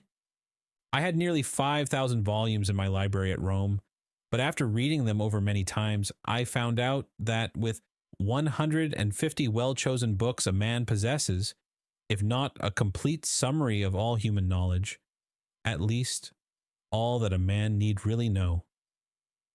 I devoted 3 years of my life to reading and studying these 150 volumes, till I knew them nearly by heart, so that since I have been in prison, a very slight effort of memory has enabled me to recall their contents as readily as though the pages were open before me.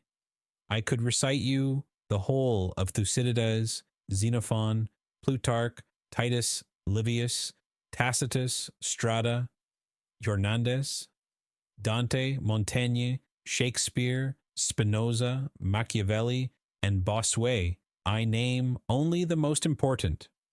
You are doubtless acquainted with a variety of languages, so as to have been able to read all these? Yes, I speak 5 of the modern tongues, that is to say, German, French, Italian, English, and Spanish. By the aid of ancient Greek, I learned modern Greek. I don't speak it so well as I could wish, but I am still trying to improve myself. Improve yourself, repeated Dantès. Why, how can you manage to do so? Why, I made a vocabulary of the words I knew, turned, returned, and arranged them, so as to enable me to express my thoughts through their medium. I know nearly 1,000 words, which is all that is absolutely necessary, although I believe there are nearly 100,000 in the dictionaries. I cannot hope to be very fluent, but I certainly should have no difficulty in explaining my wants and wishes, and that would be quite as much as I should ever require. Stronger grew the wonder of Dantès, who almost fancied he had to do with one gifted with supernatural powers, still hoping to find some imperfection which might bring him down to a level with human beings. He added, Then, if you were not furnished with pens, how did you manage to write the work you speak of? I made myself some excellent ones, which would be universally preferred to all others if once known. You are aware what huge whitings are served to us on maigre days. Well, I selected the cartilages of the heads of these fishes, and you can scarcely imagine the delight with which I welcomed the arrival of each Wednesday, Friday, and Saturday, as affording me the means of increasing my stock of pens, for I will freely confess that my historical labors have been my greatest solace and relief. While retracing the past, I forget the present, and traversing at will the path of history, I cease to remember that I am myself a prisoner. But the ink, said Dantes, of what did you make your ink? There was formerly a fireplace in my dungeon, replied Faria, but it was closed up long ere I became an occupant of this prison. Still, it must have been many years in use, for it was thickly covered with a coating of soot. This soot I dissolved in a portion of the wine brought to me every Sunday, and I assure you, a better ink cannot be desired. For very important notes, for which closer attention is required, I pricked one of my fingers and wrote with my own blood. And when? Asked Dantes. May I see all this? Whenever you please, replied the abbé. Oh, then let it be directly, exclaimed the young man. Follow me, then, said the abbé, as he re-entered the subterranean passage, in which he soon disappeared, followed by Dantes.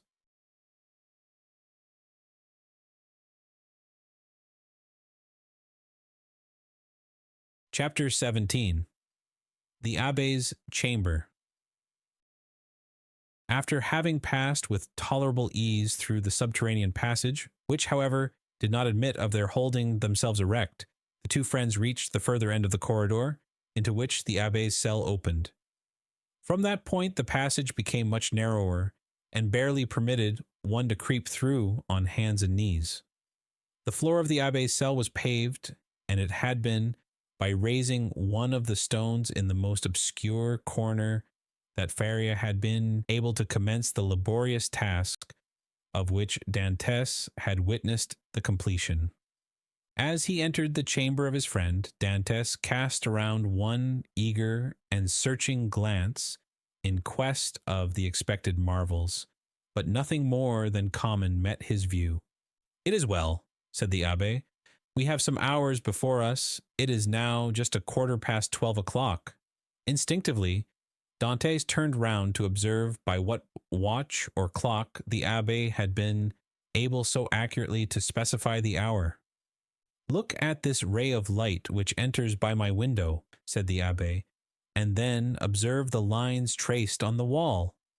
Well, by means of these lines, which are in accordance with the double motion of the earth and the ellipse it describes round the sun, I am enabled to ascertain the precise hour with more minuteness than if I possessed a watch, for that might be broken or deranged in its movements, while the sun and earth never vary in their appointed paths.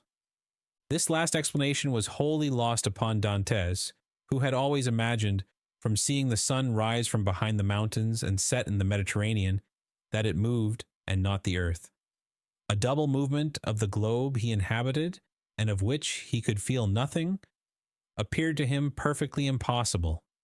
Each word that fell from his companion's lips seemed fraught with the mysteries of science, as worthy of digging out as the gold and diamonds in the mines of Gujarat and Golconda, which he could just recollect having visited during a voyage made in his earliest youth. Come, said he to the abbé, I am anxious to see your treasures.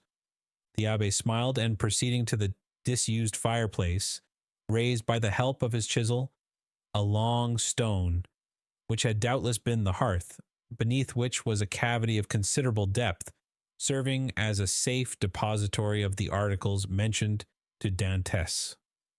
What do you wish to see first? Asked the abbé.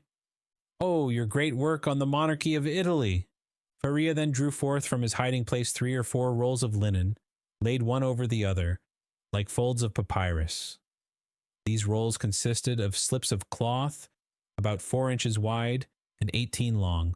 They were all carefully numbered and closely covered with writing, so legible that Dantes could easily read it, as well as make out the sense it being in Italian, a language he, as a Provençal, perfectly understood. "There," said he, "there is the work complete.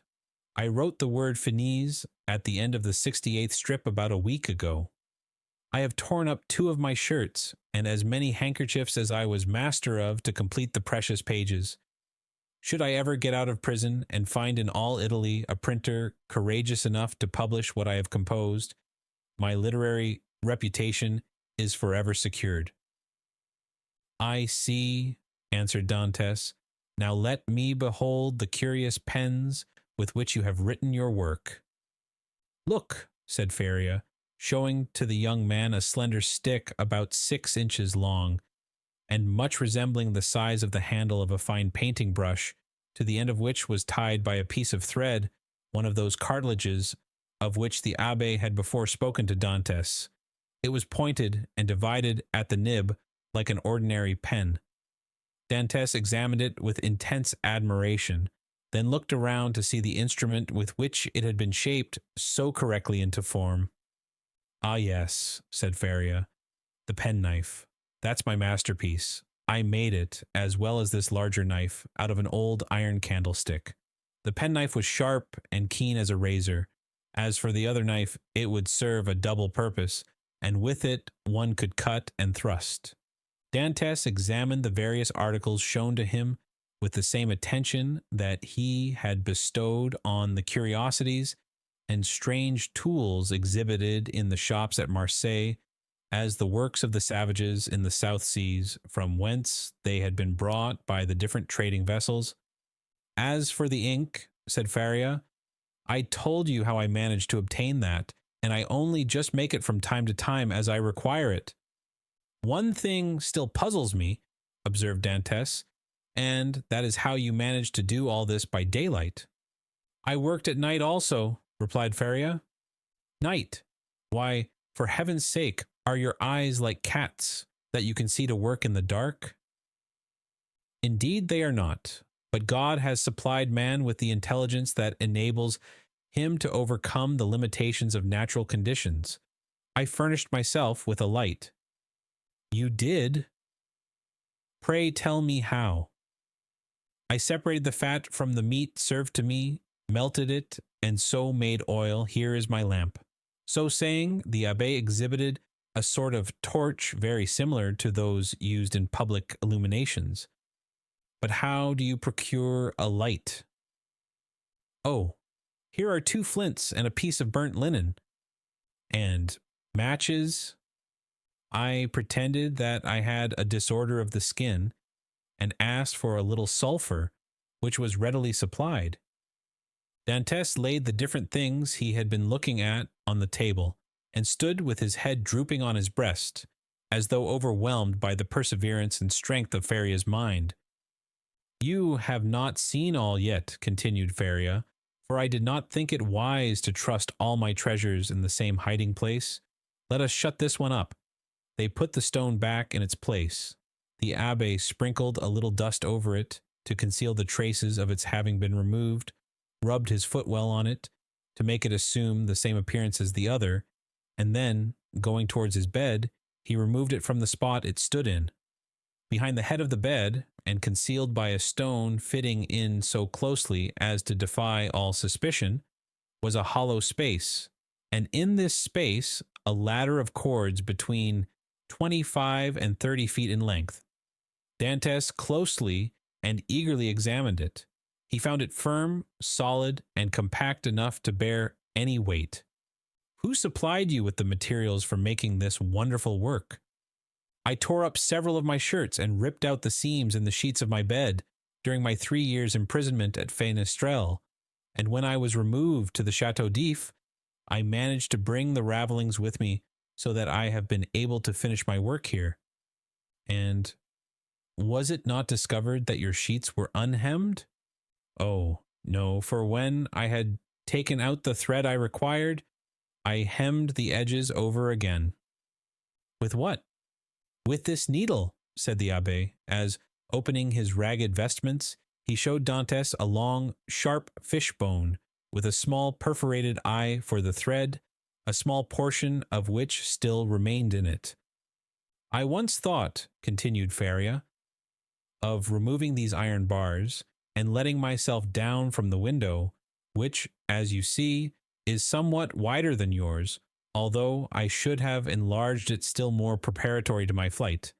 However, I discovered that I should merely have dropped into a sort of inner court, and I therefore renounced the project altogether as too full of risk and danger. Nevertheless, I carefully preserved my ladder against one of those unforeseen opportunities of which I spoke just now, and which sudden chance frequently brings about. While affecting to be deeply engaged in examining the ladder, the mind of Dantès was in fact busily occupied by the idea that a person so intelligent, ingenious, and clear-sighted as the abbé might probably be able to solve the dark mystery of his own misfortunes, where he himself could see nothing. "What are you thinking of?" asked the abbé smilingly, imputing the deep abstraction in which his visitor was plunged to the excess of his awe and wonder. "I was reflecting, in the first place," replied Dantès, "upon the enormous degree of intelligence and ability you must have employed to reach the high perfection to which you have attained. What would you not have accomplished if you had been free? Possibly nothing at all. The overflow of my brain would probably, in a state of freedom, have evaporated in 1,000 follies. Misfortune is needed to bring to light the treasures of the human intellect. Compression is needed to explode gunpowder. Captivity has brought my mental faculties to a focus, and you are well aware that from the collision of clouds electricity is produced, from electricity lightning, from lightning illumination." "No," replied Dantès, "I know nothing. Some of your words are to me quite empty of meaning. You must be blessed indeed to possess the knowledge you have." The abbé smiled.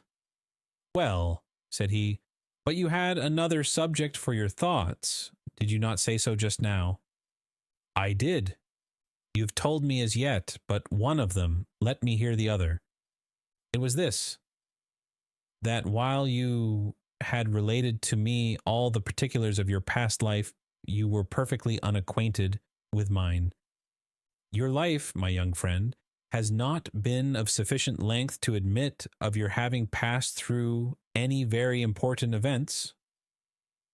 It has been long enough to inflict on me a great and undeserved misfortune. I would fain fix the source of it on man, that I may no longer vent reproaches upon heaven. Then you profess ignorance of the crime with which you are charged? I do, indeed, and this I swear by the two beings most dear to me upon earth, my father and Mercédès." "Come," said the abbé, closing his hiding place and pushing the bed back to its original situation, "let me hear your story." Dantès obeyed, and commenced what he called his history, but which consisted only of the account of a voyage to India, and 2 or 3 voyages to the Levant, until he arrived at the recital of his last cruise, with the death of Captain Leclerc, and the receipt of a packet to be delivered by himself to the Grand Marshal. His interview with that personage, and his receiving, in place of the packet, brought a letter addressed to a Monsieur Noirtier. His arrival at Marseilles, an interview with his father, his affection for Mercédès, and their nuptial feast, his arrest and subsequent examination, his temporary detention at the Palais de Justice, and his final imprisonment in the Château d'If. From this point, everything was a blank to Dantès. He knew nothing more, not even the length of time he had been imprisoned. His recital finished, the abbé reflected long and earnestly. "There is," said he, at the end of his meditations, "a clever maxim which bears upon what I was saying to you some little while ago, and that is, that unless wicked ideas take root in a naturally depraved mind, human nature, in a right and wholesome state, revolts at crime. Still, from an artificial civilization, have originated wants, vices, and false tastes, which occasionally become so powerful as to stifle within us all good feelings and ultimately to lead us into guilt and wickedness. From this view of things, then, comes the axiom that if you visit to discover the author of any bad action, seek first to discover the person to whom the perpetration of that bad action could be in any way advantageous. Now, to apply it in your case, to whom could your disappearance have been serviceable? To no one, by heaven. I was a very insignificant person. Do not speak thus, for your reply evinces neither logic nor philosophy. Everything is relative, my dear young friend, from the king who stands in the way of his successor, to the employee who keeps his rival out of a place. Now, in the event of the king's death, his successor inherits a crown. When the employee dies, the supernumerary steps into his shoes and receives his salary of 12,000 livres. Well, these 12,000 livres are his civil list, and are as essential to him as the 12 millions of a king. Everyone, from the highest to the lowest degree, has his place on the social ladder and is beset by stormy passions and conflicting interests, as in Descartes' theory of pressure and impulsion. But these forces increase as we go higher, so that we have a spiral which, in defiance of reason, rests upon the apex and not on the base. Now let us return to your particular world. You say you were on the point of being made captain of the Pharaon? Yes. And about to become the husband of a young and lovely girl? Yes. Now, could anyone have had any interest in preventing the accomplishment of these two things? But let us first settle the question as to its being the interest of anyone to hinder you from being captain of the Pharaon. What say you? I cannot believe such was the case. I was generally liked on board, and had the sailors possessed the right of selecting a captain themselves, I feel convinced their choice would have fallen on me. There was only one person among the crew who had any feeling of ill will towards me. I had quarreled with him some time previously, and had even challenged him to fight me, but he refused.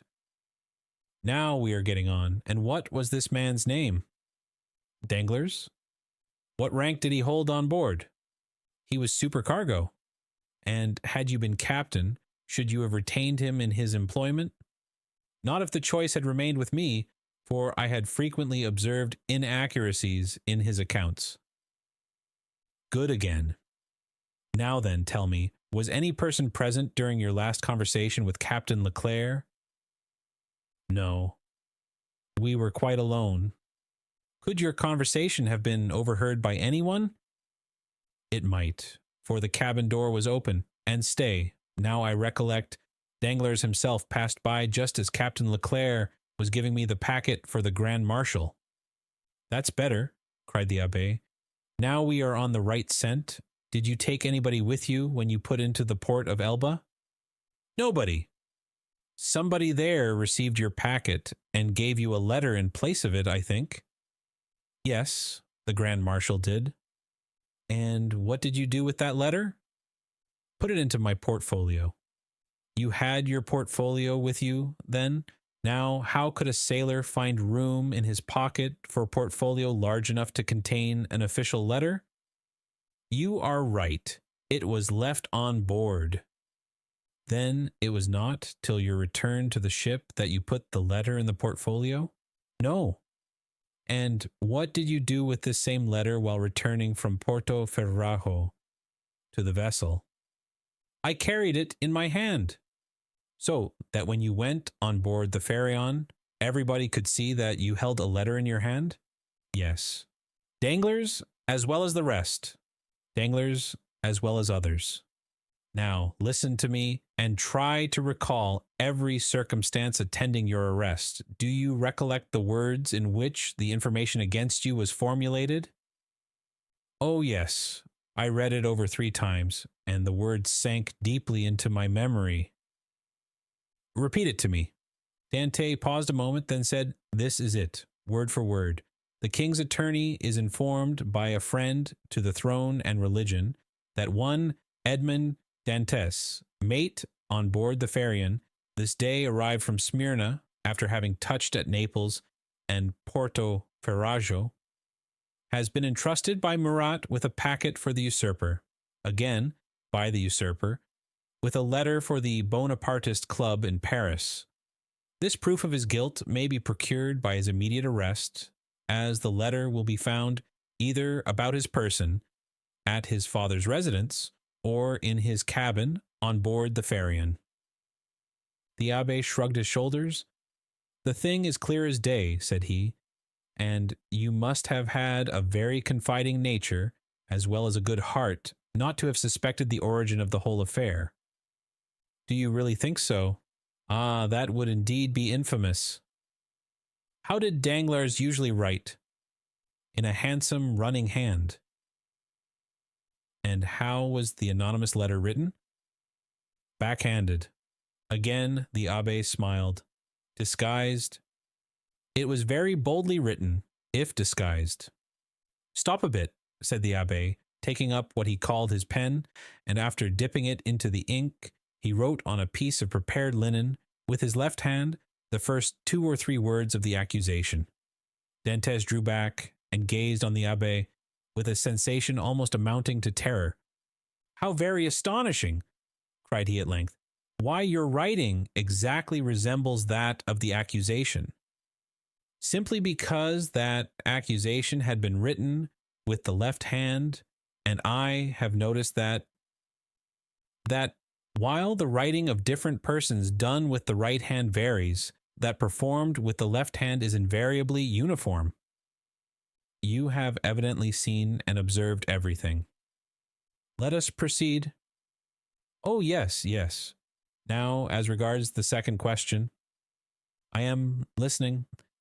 Was there any person whose interest it was to prevent your marriage with Mercedes? Yes, a young man who loved her. And his name was Fernand.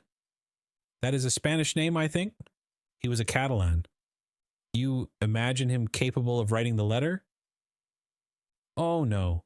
He would more likely have got rid of me by sticking a knife into me.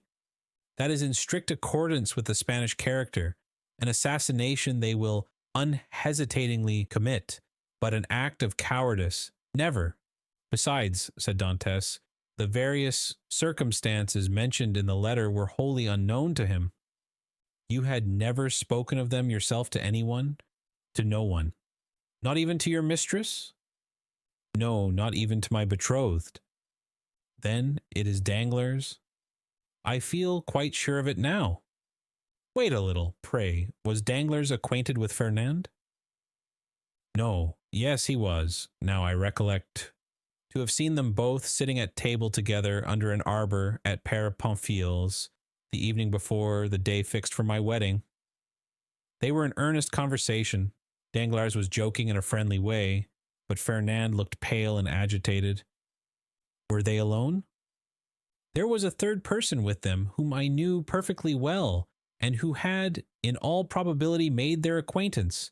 He was a tailor named Caderousse, but he was very drunk. Stay. How strange that it should not have occurred to me before.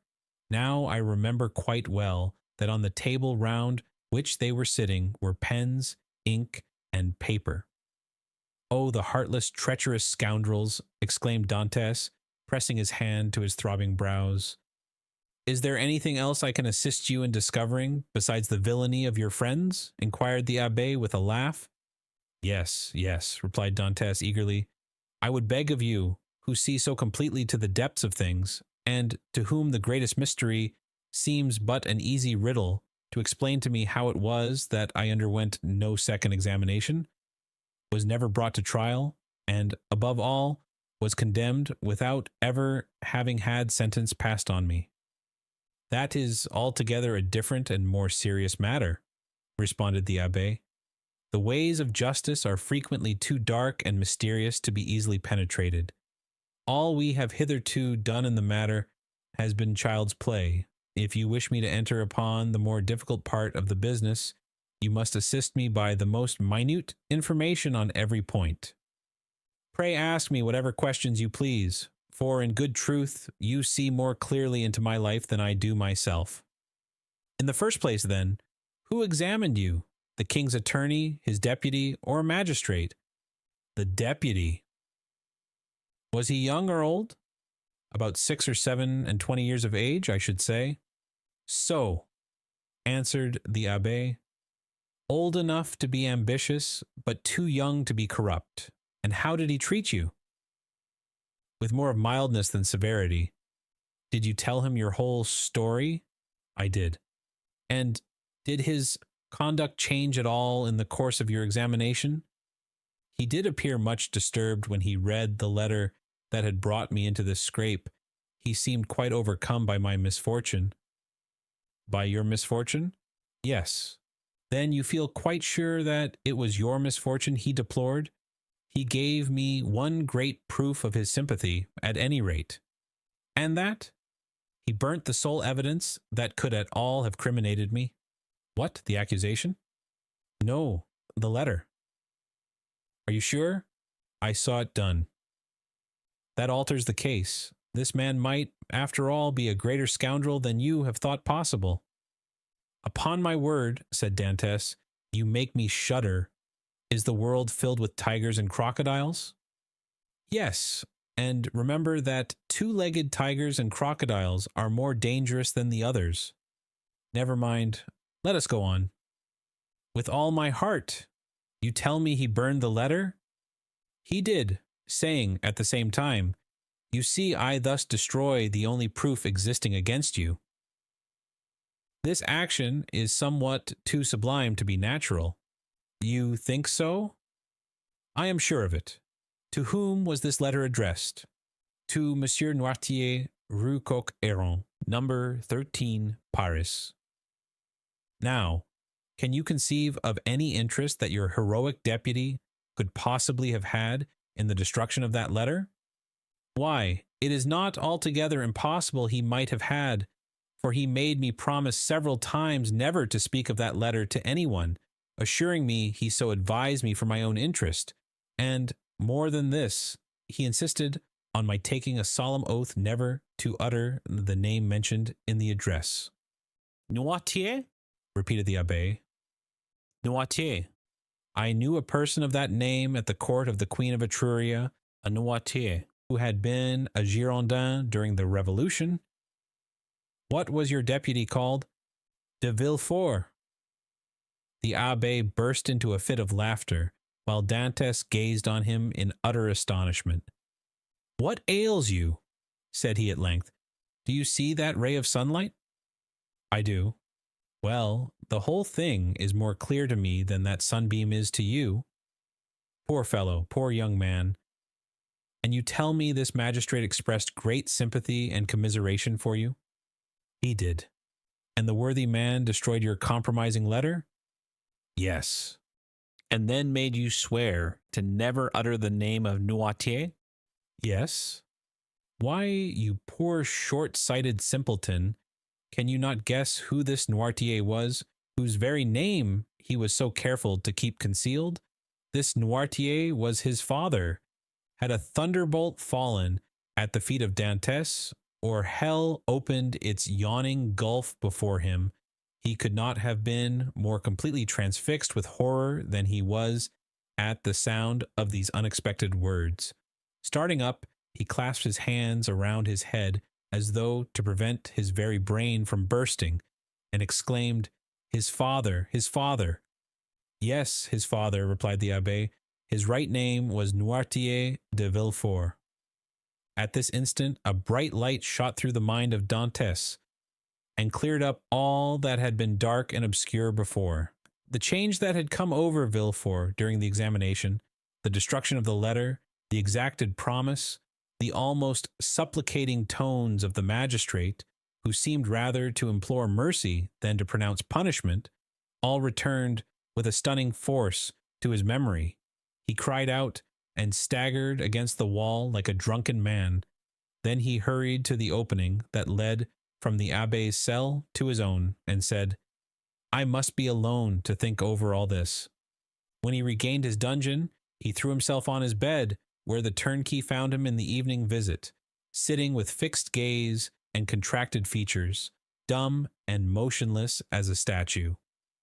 During these hours of profound meditation, which to him had seemed only minutes, he had formed a fearful resolution, and bound himself to its fulfillment by a solemn oath.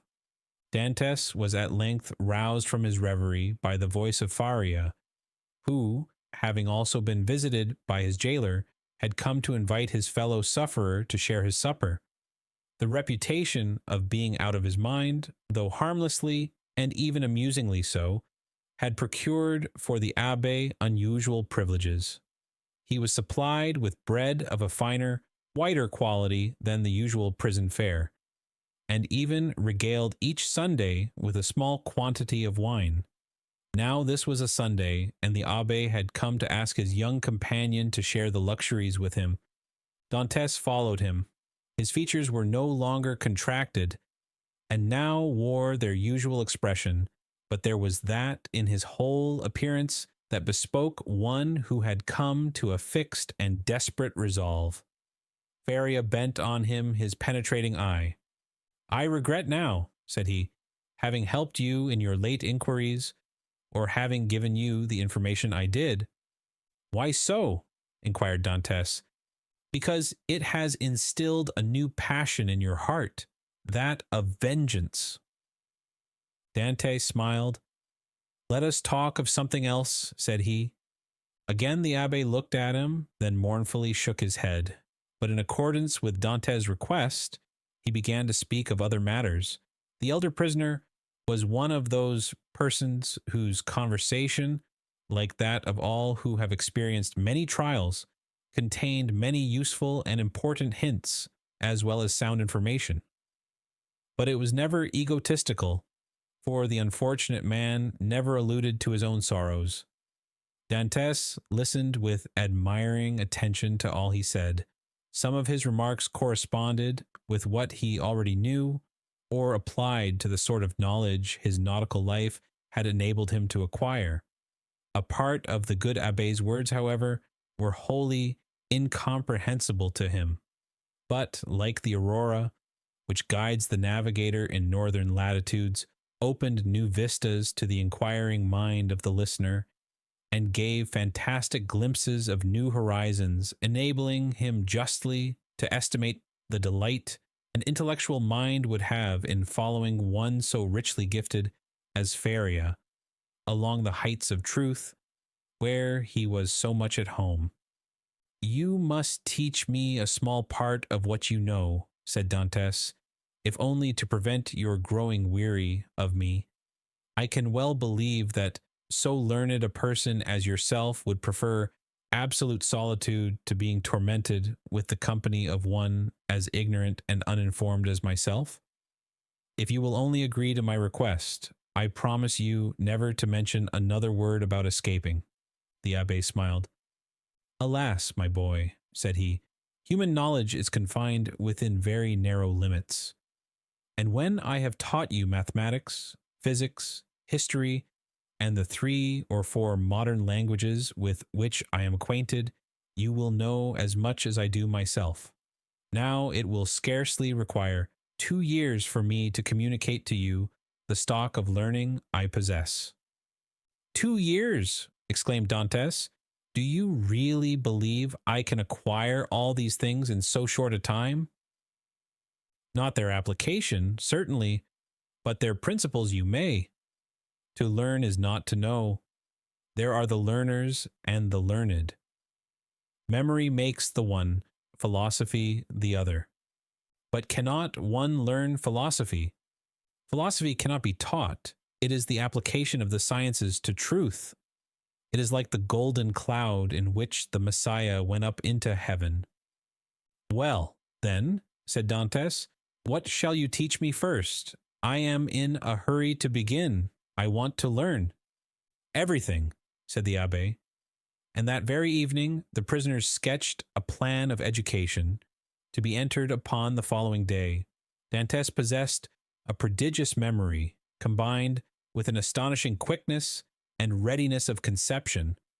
The mathematical turn of his mind rendered him apt at all kinds of calculation, while his naturally poetical feelings threw a light and pleasing veil over the dry reality of arithmetical computation, or the rigid severity of geometry. He already knew Italian, and had also picked up a little of the Romaic dialect during voyages to the East, and by the aid of these two languages he easily comprehended the construction of all the others, so that at the end of 6 months he began to speak Spanish, English, and German.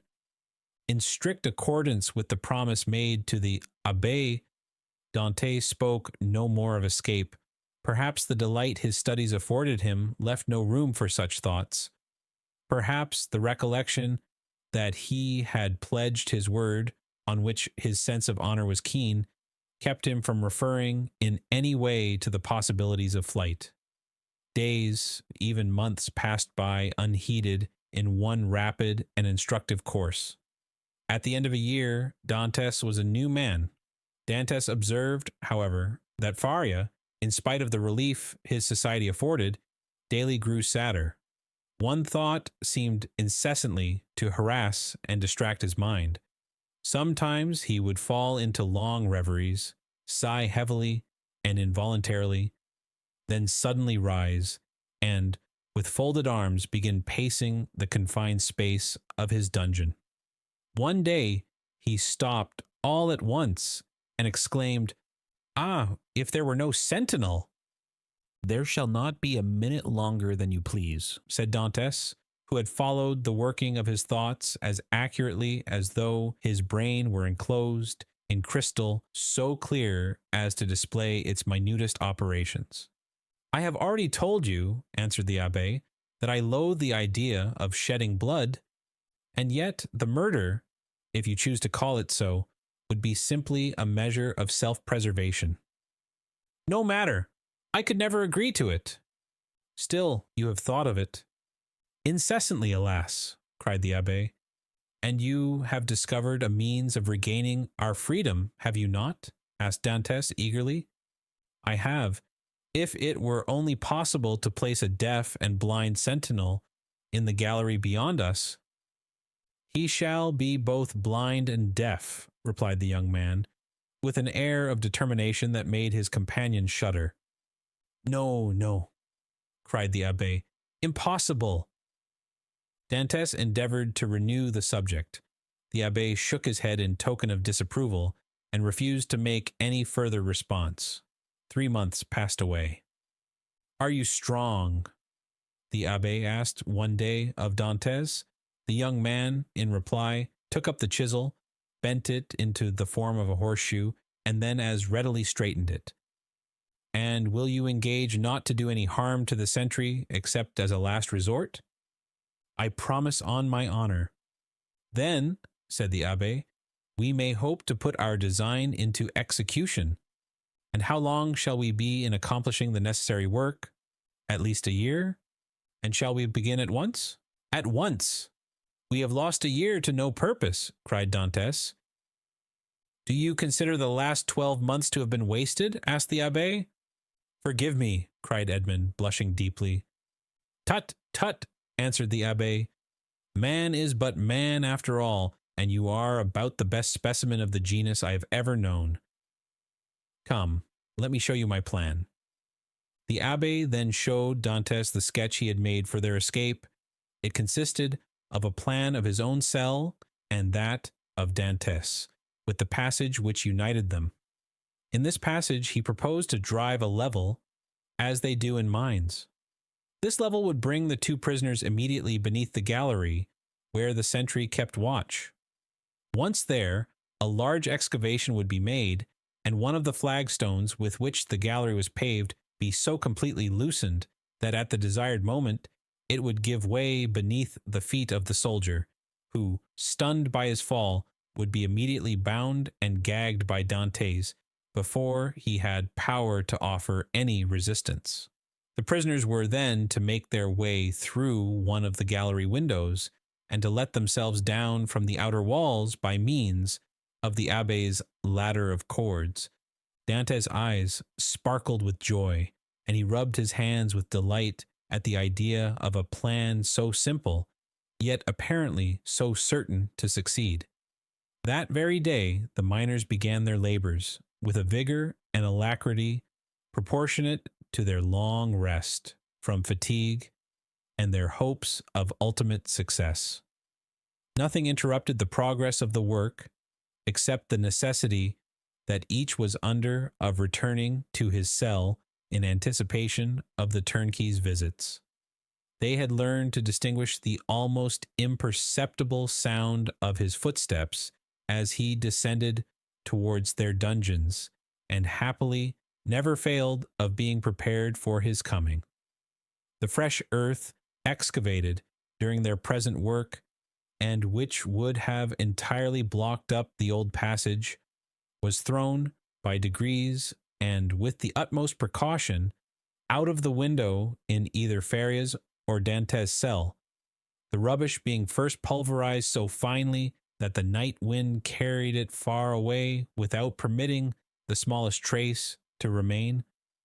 More than a year had been consumed in this undertaking, the only tools for which had been a chisel, a knife, and a wooden lever. Faria, still continuing to instruct Dantes by conversing with him, sometimes in one language, sometimes in another, at others relating to him the history of nations and great men who from time to time have risen to fame and trodden the path of glory. The abbé was a man of the world, and had, moreover, mixed in the first society of the day. He wore an air of melancholy dignity, which Dantes, thanks to the imitative powers bestowed on him by nature, easily acquired, as well as that outward polish and politeness he had before been wanting in, and which is seldom possessed except by those who have been placed in constant intercourse with persons of high birth and breeding. At the end of 15 months, the level was finished, and the excavation completed beneath the gallery, and the two workmen could distinctly hear the measured tread of the sentinel as he paced to and fro over their heads. Compelled as they were to await a night sufficiently dark to favor their flight, they were obliged to defer their final attempt till that auspicious moment should arrive. Their greatest dread now was lest the stone through which the sentry was doomed to fall should give way before its right time, and this they had in some measure provided against by propping it up with a small beam which they had discovered in the walls through which they had worked their way. Dantes was occupied in arranging this piece of wood when he heard Faria, who had remained in Edmund's cell for the purpose of cutting a peg to secure their rope ladder, call to him in a tone indicative of great suffering. Dantes hastened to his dungeon, where he found him standing in the middle of the room, pale as death, his forehead streaming with perspiration, and his hands clenched tightly together. "Gracious heavens!" exclaimed Dantes. "What is the matter? What has happened?" "Quick, quick," returned the abbé. "Listen to what I have to say." Dantes looked in fear and wonder at the livid countenance of Faria, whose eyes, already dull and sunken, were surrounded by purple circles, while his lips were white as those of a corpse, and his very hair seemed to stand on end. "Tell me, I beseech you, what ails you?" cried Dantes, letting his chisel fall to the floor. "Alas," faltered out the abbé, "all is over with me. I am seized with a terrible, perhaps mortal illness.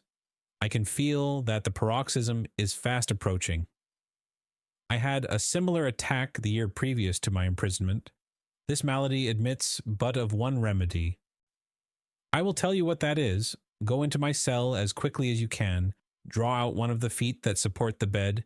You will find it has been hollowed out for the purpose of containing a small phial you will see there, half filled with a red-looking fluid. Bring it to me, or rather no, I may be found here, therefore help me back to my room while I have the strength to drag myself along, Who knows what may happen, or how long the attack may last? In spite of the magnitude of the misfortune which thus suddenly frustrated his hopes, Dante did not lose his presence of mind, but descended into the passage, dragging his unfortunate companion with him. Then, half carrying, half supporting him, he managed to reach the abbé's chamber, when he immediately laid the sufferer on his bed. "Thanks," said the poor abbé, shivering as though his veins were filled with ice. "I am about to be seized with a fit of catalepsy. When it comes to its height, I shall probably lie still and motionless as though dead, uttering neither sigh nor groan. On the other hand, the symptoms may be much more violent, and cause me to fall into fearful convulsions, foam at the mouth, and cry out loudly. Take care my cries are not heard, for if they are, it is more than probable I should be removed to another part of the prison, and we be separated forever. When I become quite motionless, cold, and rigid as a corpse, then, and not before, be careful about this. Force open my teeth with the knife, pour from 8 to 10 drops of the liquor contained in the phial down my throat, and I may perhaps revive." "Perhaps!" exclaimed Dantes in grief-stricken tones. "Help! Help!" cried the abbé. I die, I—" So sudden and violent was the fit that the unfortunate prisoner was unable to complete the sentence. A violent convulsion shook his whole frame. His eyes started from their sockets, his mouth was drawn on one side, his cheeks became purple.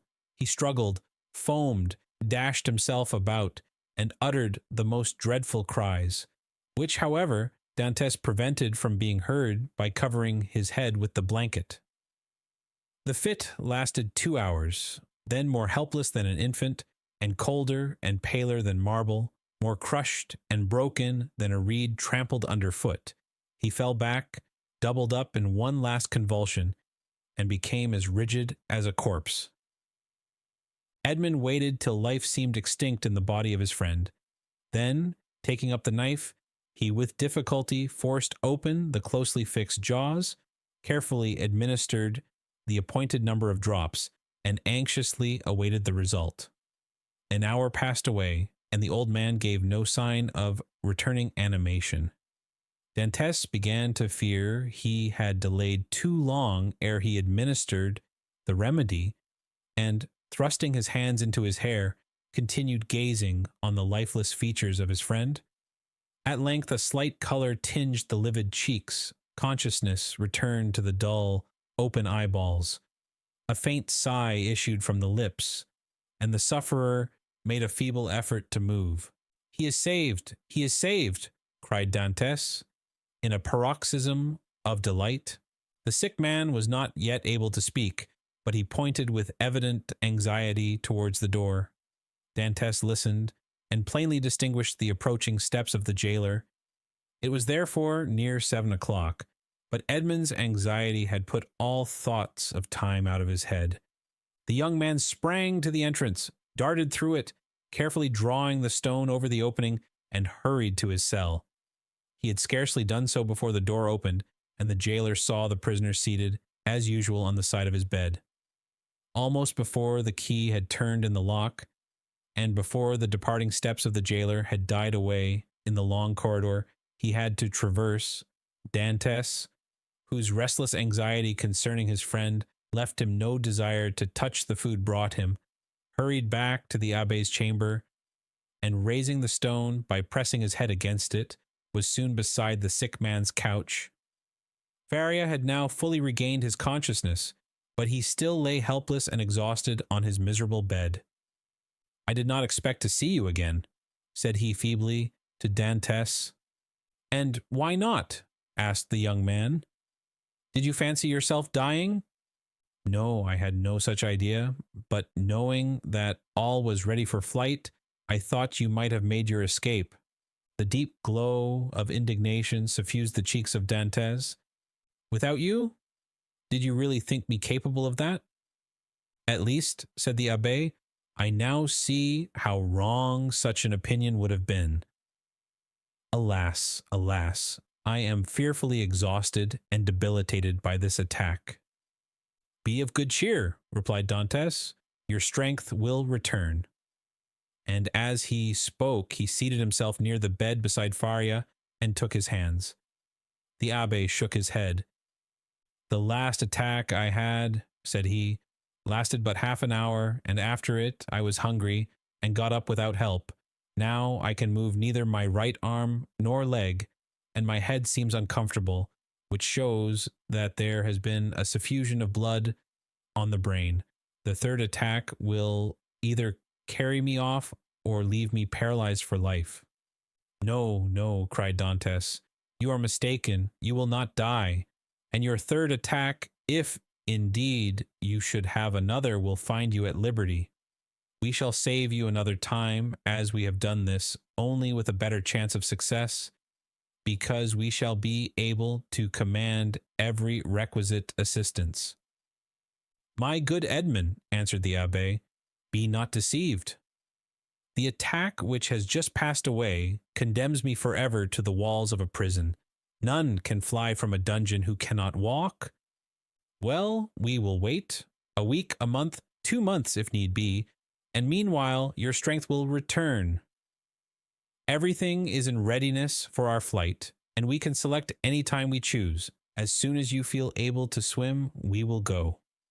"I shall never swim again," replied Faria.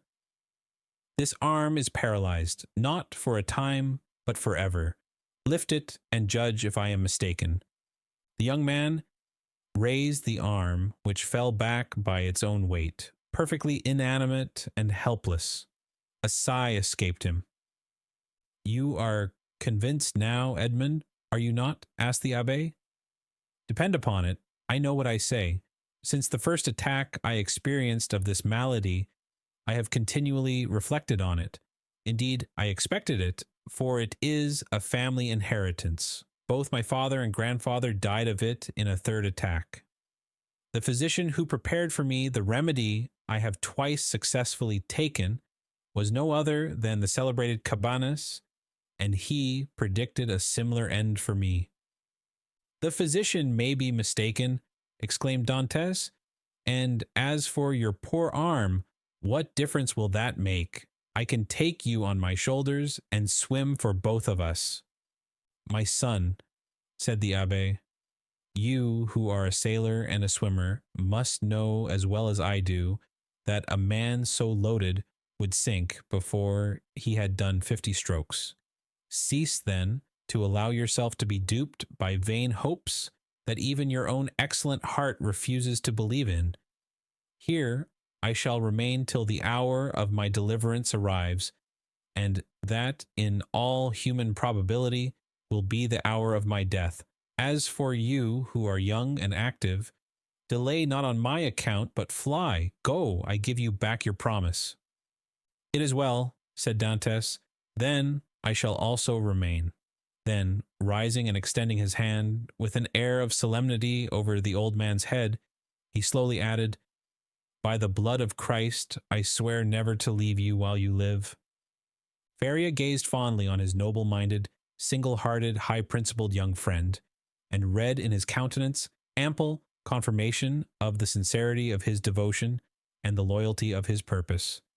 "Thanks," murmured the invalid, extending one hand. "I accept. You may one of these days reap the reward of your disinterested devotion. But as I cannot, and you will not, quit this place, it becomes necessary to fill up the excavation beneath the soldier's gallery.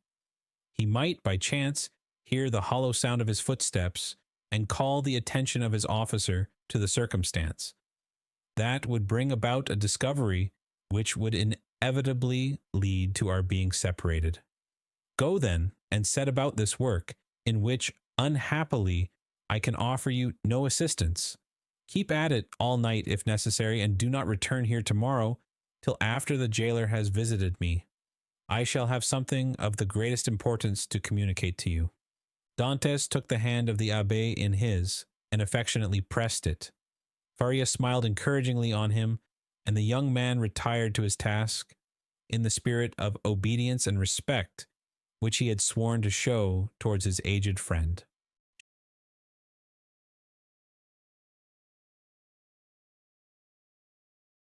Chapter 18. The Treasure. When Dantes returned next morning to the chamber of his companion in captivity, he found Faria seated and looking composed. In the ray of light which entered by the narrow window of his cell, he held open in his left hand, of which alone, it will be recollected, he retained the use, a sheet of paper which, from being constantly rolled into a small compass, had the form of a cylinder, and was not easily kept open. He did not speak, but showed the paper to Dantes. "What is that?" he inquired. "Look at it," said the abbé with a smile. "I have looked at it with all possible attention," said Dantes, "and I only see a half-burnt paper, on which are traces of Gothic characters inscribed with the peculiar kind of ink." "This paper, my friend," said Faria, "I may now avow to you, since I have the proof of your fidelity, this paper is my treasure, of which from this day forth 1/2 belongs to you." The sweat started forth on Dante's brow. Until this day, and for how long a time, he had refrained from talking of the treasure, which had brought upon the abbé the accusation of madness. With his instinctive delicacy, Edmund had preferred avoiding any touch on this painful chord, and Faria had been equally silent. He had taken the silence of the old man for a return to reason, and now these few words uttered by Faria, after so painful a crisis, seemed to indicate a serious relapse into mental alienation. "Your treasure?" stammered Dantes. Faria smiled. "Yes," said he. "You have indeed a noble nature, Edmund, and I see by your paleness and agitation what is passing in your heart at this moment. No, be assured, I am not mad. This treasure exists, Dantes, and if I have not been allowed to possess it, you will. Yes, you. No one would listen or believe me, because everyone thought me mad, but you, who must know that I am not, listen to me, and believe me so afterwards, if you will." "Alas," murmured Edmund to himself, "this is a terrible relapse. There was only this blow wanting." Then he said aloud, "My dear friend, your attack has perhaps fatigued you. Had you not better repose a while? Tomorrow, if you will, I will hear your narrative. But today I wish to nurse you carefully. Besides," he said, "a treasure is not a thing we need hurry about." "On the contrary, it is a matter of the utmost importance, Edmund," replied the old man. "Who knows if tomorrow, or the next day after, the third attack may not come on, and then must not all be over? Yes, indeed, I have often thought with a bitter joy that these riches, which would make the wealth of a dozen families, will be forever lost to those men who persecute me. This idea was one of vengeance to me, and I tasted it slowly in the night of my dungeon and the despair of my captivity. But now I have forgiven the world for the love of you. Now that I see you, young and with a promising future, now that I think of all that may result to you in the good fortune of such a disclosure, I shudder at any delay, and tremble lest I should not assure to one as worthy as yourself the possession of so vast an amount of hidden wealth." Edmund turned away his head with a sigh. "You persist in your incredulity, Edmund," continued Faria. "My words have not convinced you. I see you require proofs. Well, then read this paper, which I have never shown to anyone." "Tomorrow, my dear friend," said Edmund, desirous of not yielding to the old man's madness. "I thought it was understood that we should not talk of that until tomorrow." "Then we will not talk of it until tomorrow, but read this paper today."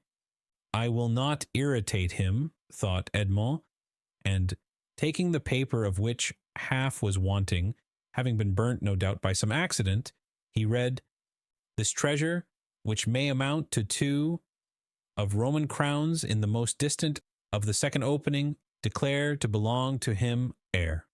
25th April. Well, said Feria when the young man had finished reading it. Why, replied Dantes, I see nothing but broken lines and unconnected words, which are rendered illegible by fire. Yes, to you, my friend, who read them for the first time, but not for me, who have grown pale over them by many nights' study, and have reconstructed every phrase, completed every thought. And do you believe you have discovered the hidden meaning? I am sure I have, and you shall judge for yourself, but first listen to the history of this paper. Silence, exclaimed Dantes. Steps approach, I go, adieu. And Dantes, happy to escape the history and explanation, which would be sure to confirm his belief in his friend's mental instability, glided like a snake along the narrow passage, while Feria, restored by his alarm to a certain amount of activity, pushed the stone into place with his foot, and covered it with a mat in order the more effectually to avoid discovery. It was the governor, who, hearing of Feria's illness from the jailer, had come in person to see him. Feria sat up to receive him, avoiding all gestures in order that he might conceal from the governor the paralysis that had already half-stricken him with death.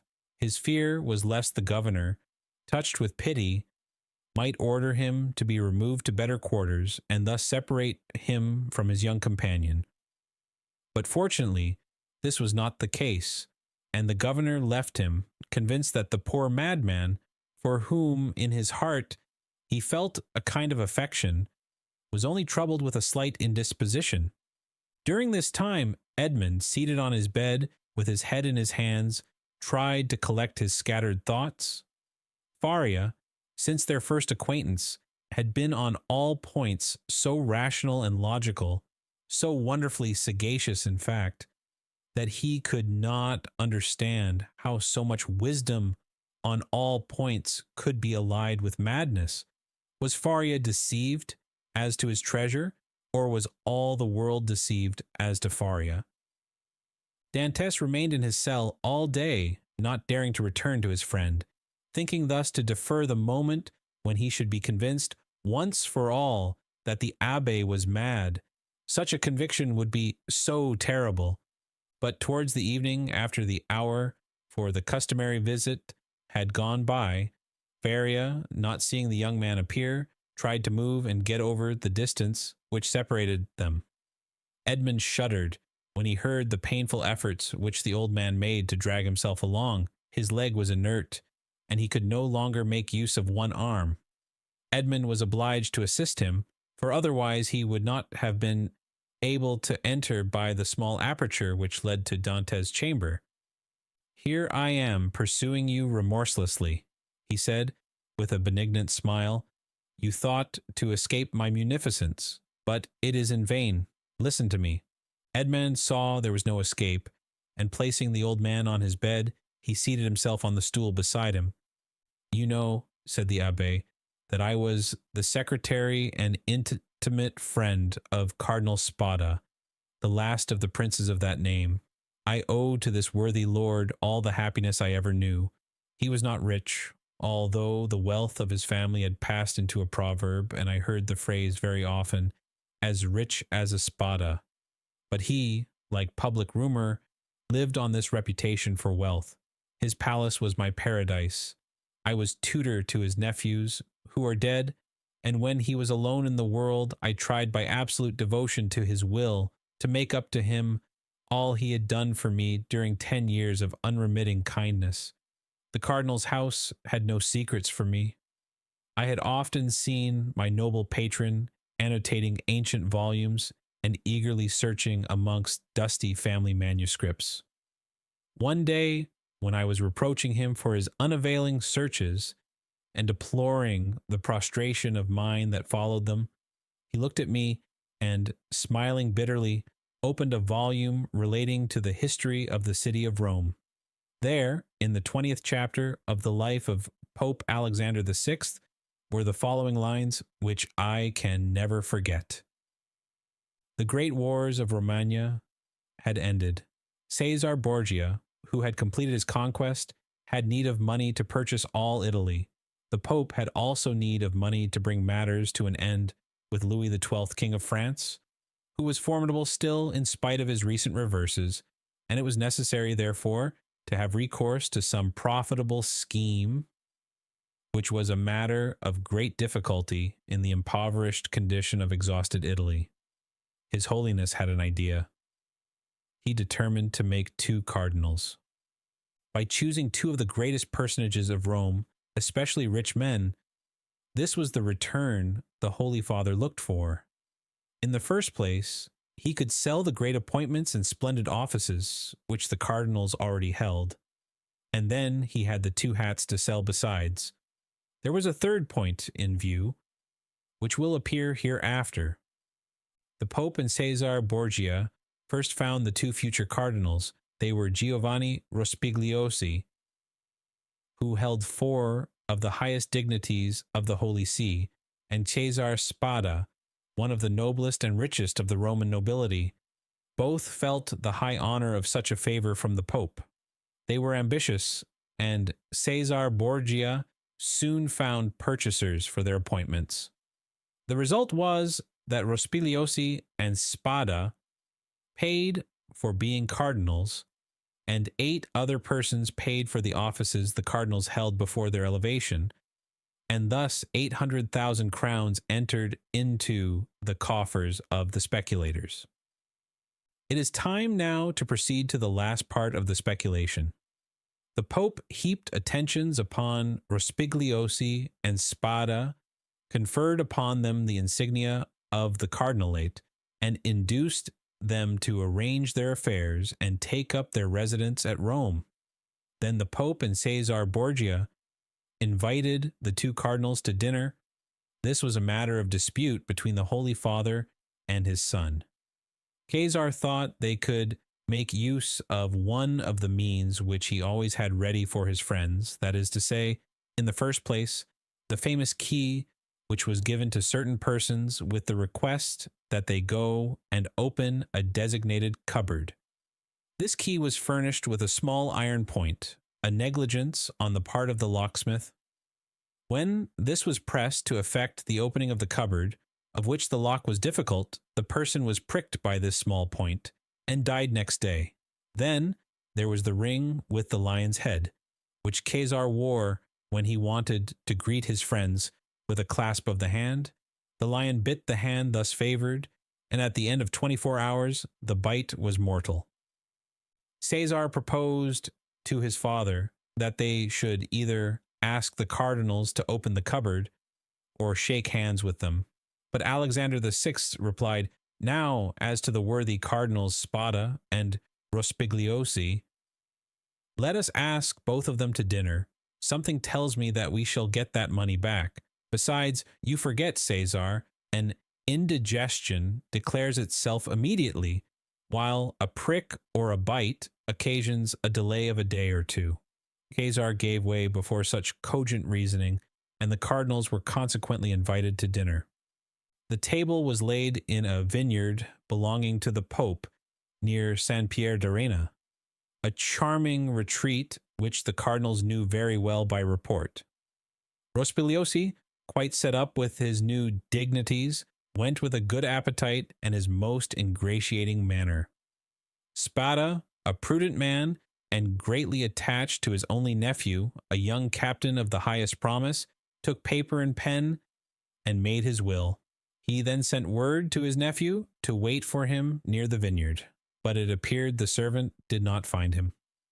Spada knew what these invitations meant, since Christianity, so eminently civilizing, had made progress in Rome.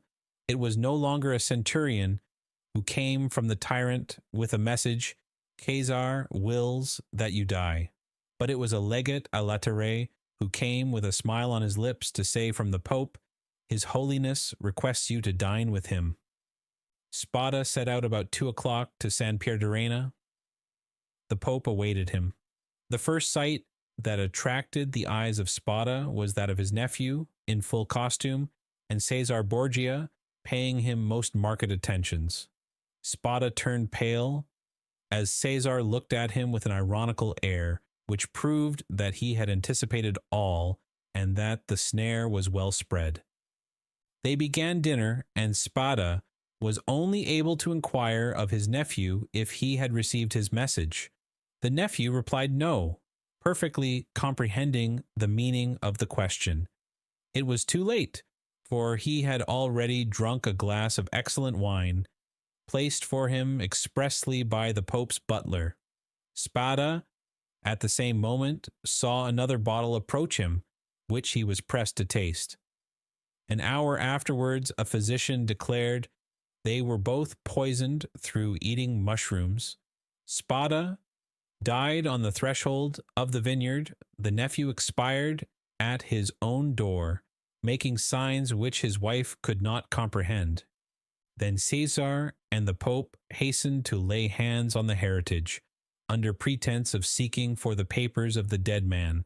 But the inheritance consisted in this only: a scrap of paper on which Spada had written, "I bequeath to my beloved nephew my coffers, my books, and, amongst others, my breviary with the gold corners, which I beg he will preserve in remembrance of his affectionate uncle."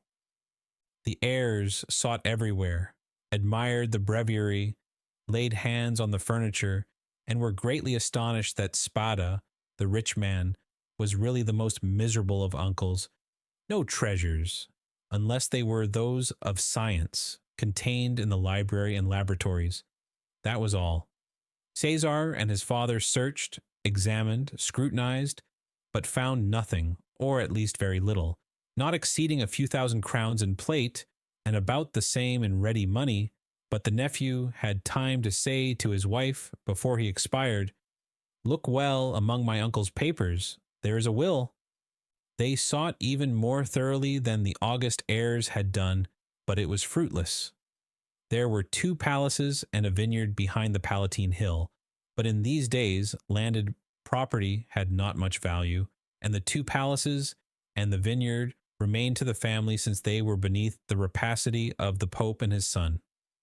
Months and years rolled on. Alexander VI died, poisoned, you know by what mistake. Caesar, poisoned at the same time, escaped by shedding his skin like a snake, but the new skin was spotted by the poison till it looked like a tiger's. Then, compelled to quit Rome, he went and got himself obscurely killed in a night skirmish, scarcely noticed in history. After the Pope's death and his son's exile, it was supposed that the Spada family would resume the splendid position they had held before the cardinal's time, but this was not the case. The Spadas remained in doubtful ease. A mystery hung over this dark affair, and the public rumor was that Caesar, a better politician than his father, had carried off from the Pope the fortune of the 2 cardinals. I say the 2, because Cardinal Rospigliosi, who had not taken any precaution, was completely despoiled. "Up to this point," said Ferreira, interrupting the thread of his narrative, "this seems to you very meaningless, no doubt, eh?" "Oh, my friend," cried Dantes, "on the contrary, it seems as if I were reading a most interesting narrative. Go on, I beg of you." "I will. The family began to get accustomed to their obscurity. Years rolled on, and amongst the descendants some were soldiers, others diplomatists, some churchmen, some bankers, some grew rich, and some were ruined. I come now to the last of the family, whose secretary I was, the Count of Spada. I had often heard him complain of the disproportion of his rank with his fortune, and I advised him to invest all he had in an annuity. He did so, and thus doubled his income. The celebrated breviary remained in the family, and was in the Count's possession. It had been handed down from father to son, for the singular clause of the only will that had been found had caused it to be regarded as a genuine relic, preserved in the family with superstitious veneration. It was an illuminated book, with beautiful Gothic characters, and so weighty with gold that a servant always carried it before the cardinal on days of great solemnity. At the sight of papers of all sorts, titles, contracts, parchments, which were kept in the archives of the family, all descending from the poisoned cardinal, I, in my turn, examined the immense bundles of documents, like 20 servitors, stewards, secretaries before me. But in spite of the most exhaustive researches, I found nothing. Yet I had even written a precise history of the Borgia family, for the sole purpose of assuring myself whether any increase of fortune had occurred to them on the death of the Cardinal Caesar Spada, but could only trace the acquisition of the property of the Cardinal Rospigliosi, his companion in misfortune. I was then almost assured that the inheritance had neither profited the Borgias nor the family, but had remained unpossessed like the treasures of the Arabian Nights, which slept in the bosom of the earth under the eyes of the genie. I searched, ransacked, counted, calculated 1,000 times the income and expenditure of the family for 300 years. It was useless. I remained in my ignorance, and the Count of Spada in his poverty. My patron died. He had reserved from his annuity his family papers, his library, composed of 5,000 volumes, and his famous breviary. All these he bequeathed to me, with 1,000 Roman crowns, which he had in ready money, on condition that I would have anniversary masses said for the repose of his soul, and that I would draw up a genealogical tree and history of his house. All this I did scrupulously. Be easy, my dear Edmund, we are near the conclusion. In 1807, a month before I was arrested, and a fortnight after the death of the Count of Spada, on the 25th of December, you will see presently how the date became fixed in my memory. I was reading for the 1,000th time the papers I was arranging, for the palace was sold to a stranger, and I was going to leave Rome and settle at Florence, intending to take with me 12,000 francs I possessed, my library and the famous breviary, when, tired with my constant labor at the same thing, and overcome by a heavy dinner I had eaten, my head dropped on my hands, and I fell asleep about 3 o'clock in the afternoon. I awoke as the clock was striking 6. I raised my head. I was in utter darkness. I rang for a light, but as no one came, I determined to find one for myself. It was indeed but anticipating the simple manners which I should soon be under the necessity of adopting. I took a wax candle in one hand, and with the other groped about for a piece of paper, my matchbox being empty, with which I proposed to get a light from the small flame still playing on the embers. Fearing, however, to make use of any valuable piece of paper, I hesitated for a moment, then recollected that I had seen in the famous breviary, which was on the table beside me, an old paper quite yellow with age, and which had served as a marker for centuries, kept there by the request of the heirs. I felt for it, found it, twisted it up together, and putting it into the expiring flame, set light to it. But beneath my fingers, as if by magic, in proportion as the fire ascended, I saw yellowish characters appear on the paper. I grasped it in my hand, put out the flame as quickly as I could, lighted my taper in the fire itself, and opened the crumpled paper with inexpressible emotion, recognizing, when I had done so, that these characters had been traced in mysterious and sympathetic ink, only appearing when exposed to the fire. Nearly 1/3 of the paper had been consumed by the flame. It was that paper you read this morning. Read it again, Dantes, and then I will complete for you the incomplete words and unconnected sense. Faria, with an air of triumph, offered the paper to Dantes, who this time read the following words, traced with an ink of a reddish color resembling rust. This 25th day of April, 1498, being Alexander the 6th, and fearing that not he may desire to become my heir, and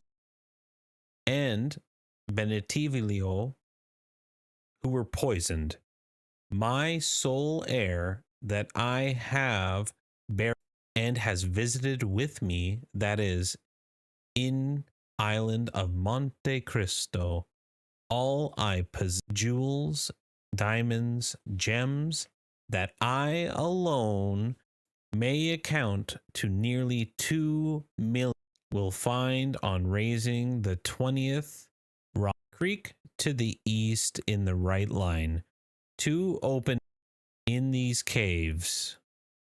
The treasure is in the furthest, and which treasure I bequeath and leave in. And now, said the abbe, read this other paper. And he presented to Dantes a second leaf with fragments of lines written on it, which Edmund read as follows: being invited to dine by his holiness, content with making me pay for my hat, reserves for me the fate of the Cardinal's Caparera.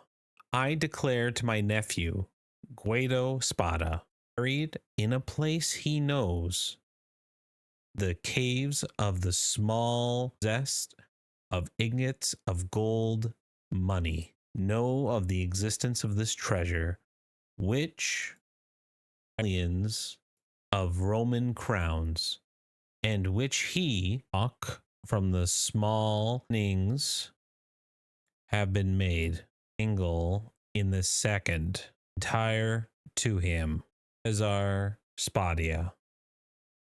Faria followed him with an excited look. And now, he said, when he saw that Dantes had read the last line, put the two fragments together and judge for yourself. Dantes obeyed, and the conjointed pieces gave the following: this 25th day of April, 1498, being invited to dine by his holiness Alexander the Sixth, and fearing that, not content with making me pay for my hat, he may desire to become my heir, and reserves for me the fate of the Cardinal's Caparera and Benetivilio, who were poisoned, I declare to my nephew, Guido Spada, my sole heir that I have buried in a place he knows, and has visited with me, that is, in the caves of the small island of Monte Cristo, all I possessed of ingots of gold money, jewels, diamonds, gems, that I alone know of the existence of this treasure, which may account to nearly 2 millions of Roman crowns, and which he will find on raising the 20th rock from the small creek to the east in the right line. Two openings have been made in these caves. The treasure is in the furthest angle in the second, which treasure I bequeath our Spadia. Well, do you comprehend now? Inquired Faria. It is the declaration of Cardinal Spada, and the will, so long sought for, replied Edmund, still incredulous. Yes, 1,000 times yes. And who completed it as it now is? I did. Aided by the remaining fragment, I guessed the rest, measuring the length of the lines by those of the paper, and divining the hidden meaning by means of what was in part revealed, as we are guided in a cavern by the small ray of light above us. And what did you do when you arrived at this conclusion? I resolved to set out, and did set out at that very instant, carrying with me the beginning of my great work, the unity of the Italian kingdom, but for some time the imperial police, who at this period, quite contrary to what Napoleon desired, so soon as he had a son born to him, wished for a partition of provinces, had their eyes on me, and my hasty departure, the cause of which they were unable to guess. Having aroused their suspicions, I was arrested at the very moment I was leaving Piombino. Now, continued Faria, addressing Dantes with an almost paternal expression, now, my dear fellow, you know as much as I do myself. If we ever escape together, half this treasure is yours. If I die here and you escape alone, the whole belongs to you." "But," inquired Dantes, hesitating, "has this treasure no more legitimate possessor in the world than ourselves?" "No, no, be easy on that score. The family is extinct. The last Count of Spada, moreover, made me his heir, bequeathing to me this symbolic breviary. He bequeathed to me all it contained. No, no, make your mind satisfied on that point. If we lay hands on this fortune, we may enjoy it without remorse." "And you say this treasure amounts to 2 millions of Roman crowns, nearly 13 millions of our money." "Impossible," said Dantes, staggered at the enormous amount. "Impossible? And why?" asked the old man. "The Spada family was one of the oldest and most powerful families of the 15th century. And in those times, when other opportunities for investment were wanting, such accumulations of gold and jewels were by no means rare. There are at this day Roman families perishing of hunger, though possessed of nearly 1 million in diamonds and jewels, handed down by entail, and which they cannot touch." Edmund thought he was in a dream. He wavered between incredulity and joy. "I have only kept this secret so long from you," continued Faria, "that I might test your character and then surprise you.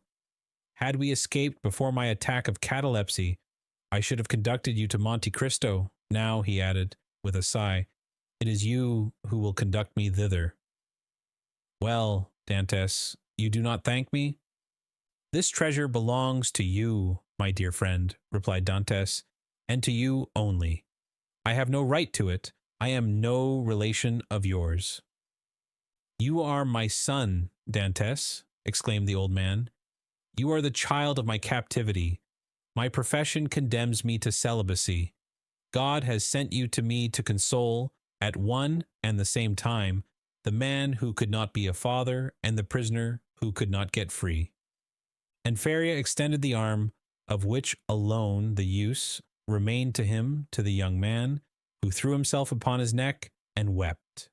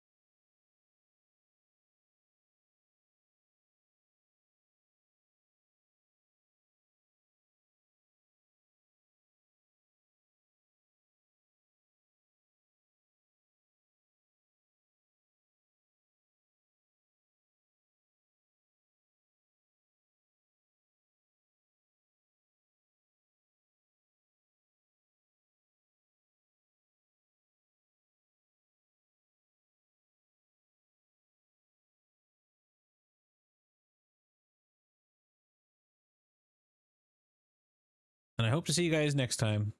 We'll be finishing another 5 chapters next Friday. Till then, folks.